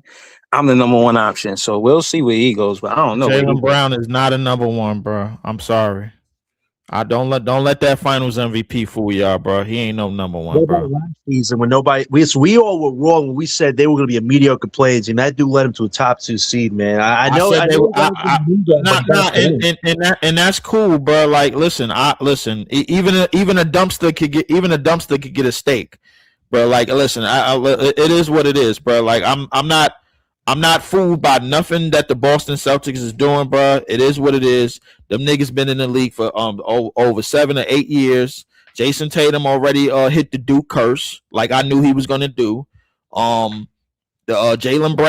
Brown has always been a number 2, bro. He let that Finals MVP get to his head, and then last year he hooped out. Don't get me wrong, he balled, but I don't expect him to have another year like that, bro. Like Jaylen Brown. They've been trying to trade Jaylen Brown for many, many years now, bro. They never really believed in him, and I don't believe in him neither. I don't believe he was worth none of that $300 million that he got. No, gets him because we've heard teams like Houston, Atlanta, the Spurs. Like there are a lot of wild card teams that are on the cusp of winning it all. So who do you think would really want him right now? Because it looks likely he's gone before November hits. I would say the ones that's looking like they're trying to spend money is the Clippers. The Clippers look like they trying to up the bank because Steve Ballmer is not cheap. That's the one thing about it. Steve Ballmer is not a cheap owner, bro. He'll throw the bag at him, and he'll probably throw some more stuff at him in between because they messed around and got into the top 5 of this draft, and I didn't think they was gonna do that. But Indiana basically kind of sold high on they pick. And they ended up getting Zubats, and I thought they was gonna end up still getting somewhat of a pick late in this draft, but they got rid of that pick for Zubats, and the Clippers ended up with Wagler. So I think the Clippers is gonna end up spinning big. Don't be surprised in the next couple of years if Cade Cunningham is on the Clippers as well. Do you think they would do Kawhi for Tatum? I mean Kawhi for Brown. I don't know if Kawhi and Tatum would be that type of duo, man. Because one just coming back from crazy injury, the other I has. don't. No, I don't think they trading Kawhi. I think they trading more future assets, and they are trading some of the players that they already got in their starting five, and that got extra money, and they gonna keep Kawhi. How they gonna make the money? They're gonna pay Kawhi JB together. They're gonna try to do that. How are they gonna make the money work? JB's making $50 million. I don't think they have the contracts to make that work. The Clippers definitely got the contracts. The Clippers they got a couple of people on their contract. I gotta go look at it because Darius Garland is about to make about like maybe close to 30. So they looking to probably get up off of him. Who else? A couple of other people, man, that they got on a contract bins. So they mostly probably looking to just trade future assets and shit like that. So, but the Clippers definitely got some people on a contract bill for sure. That was crazy. Austin Reeves just grave robbed like $46 million, man. This dude averaged 15 points in the playoffs, and he's making $40 million. Like, this goes to show you regular season stat padding does get some of these guys paid. Like, some of these people don't care about playoffs. It's what does this guy do regular season? But hold on, John. Let's start with Darius. Go around. Let's start with John and go around. Getting on 44 million in this year. Hold on. Let's go around the panel and talk about how we avoided that bullet of Austin Reeves putting on the Nets jersey. We're gonna start with John, then we're gonna go around the panel. Go ahead, John. You say bullet. We avoided a grenade, a rocket launcher, a nuke. Like, come on, this dude was going to destroy this team. I mean, somebody literally told me on his Spaces page they would be happy paying MPJ and Austin Reeves $80 to $100 million in our situation. Like, some of these Nets fans, like some of my friends. Bro, nah, that was somebody infiltrated. They infiltrated the Net fan base to you know what I'm saying, have us think that's something that we would say. We would never say no shit like that. There were some Nets guys that I talked to that were like, you know what, we have nowhere to go. Let's pay this guy the money. So I'm happy we avoided that. I really am. Hold on, John. I got a phone call. Rob Pelinka, this you? Hey, Rob, you paying the white boy? You paying him? All right, cool. All right, yeah, I'm just making sure.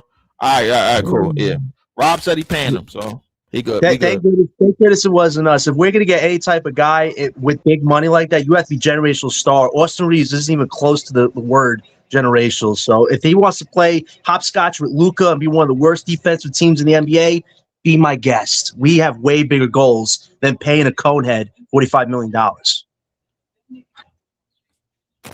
Yeah, definitely. I agree with you with that. I think that the Lakers signed him because I think that they're done with LeBron. They letting LeBron know, yo, we ain't leaving no money on the table for you, bro. So you go where you want to go. That's what I think it was, bro. Like, I mean, if in any world where you give Austin Reeves $185 million for 4 years, you don't have no plans on re-signing LeBron James. That's just me. So, I mean, I'm glad we dodged that though. But yeah, yeah, it's on you, bro.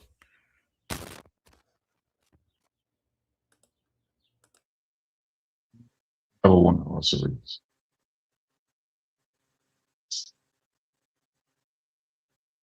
Thought Sean was on the sign though, so I guess thanks that didn't happen. But yeah, I never won a World Series.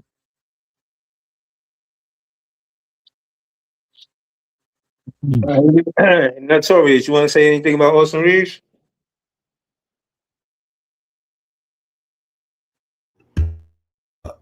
Yo, me, right, Breezy? Yeah, go ahead, DJ. Yeah. Nah, yo, bro, I actually wanted him, but it's cool. Like, it's cool. Not gonna get him. He don't really play that good defense. Like, that was a knock on me for him. You feel me? He can score though. You know what I'm saying? But he would have been a good 2 guard. Score the rock, score the ball. You know what I mean? Things like that. But it's cool though. Like, We just gotta find us, you know what I'm saying, another, defender that can score a little bit, you know what I mean? Like, and the focal point is like getting a center, bro. But Austin Reeves not getting him. It's cool.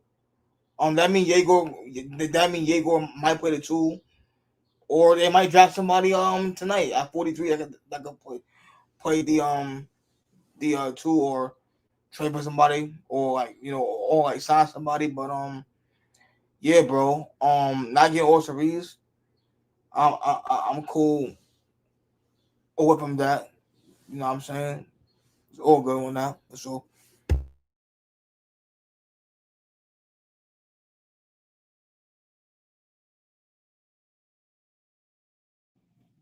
All right. I don't know if the other guys are here. Yo, Notorious. I mean, Black Manosphere. I think that's his name. Yeah, Yeah, I oh yeah, mean, bro. we didn't need Reeves. I mean, we not paying him. We could let that go. All right. What about you, Joey? You there?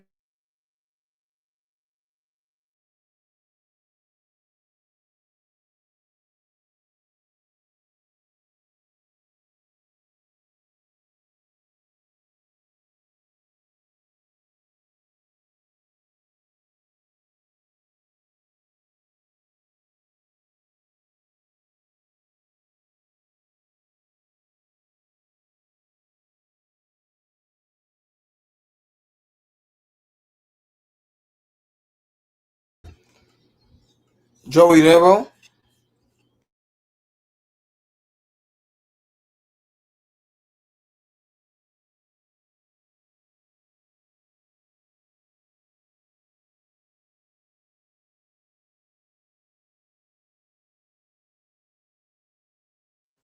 I think Joey said he'd be at work too.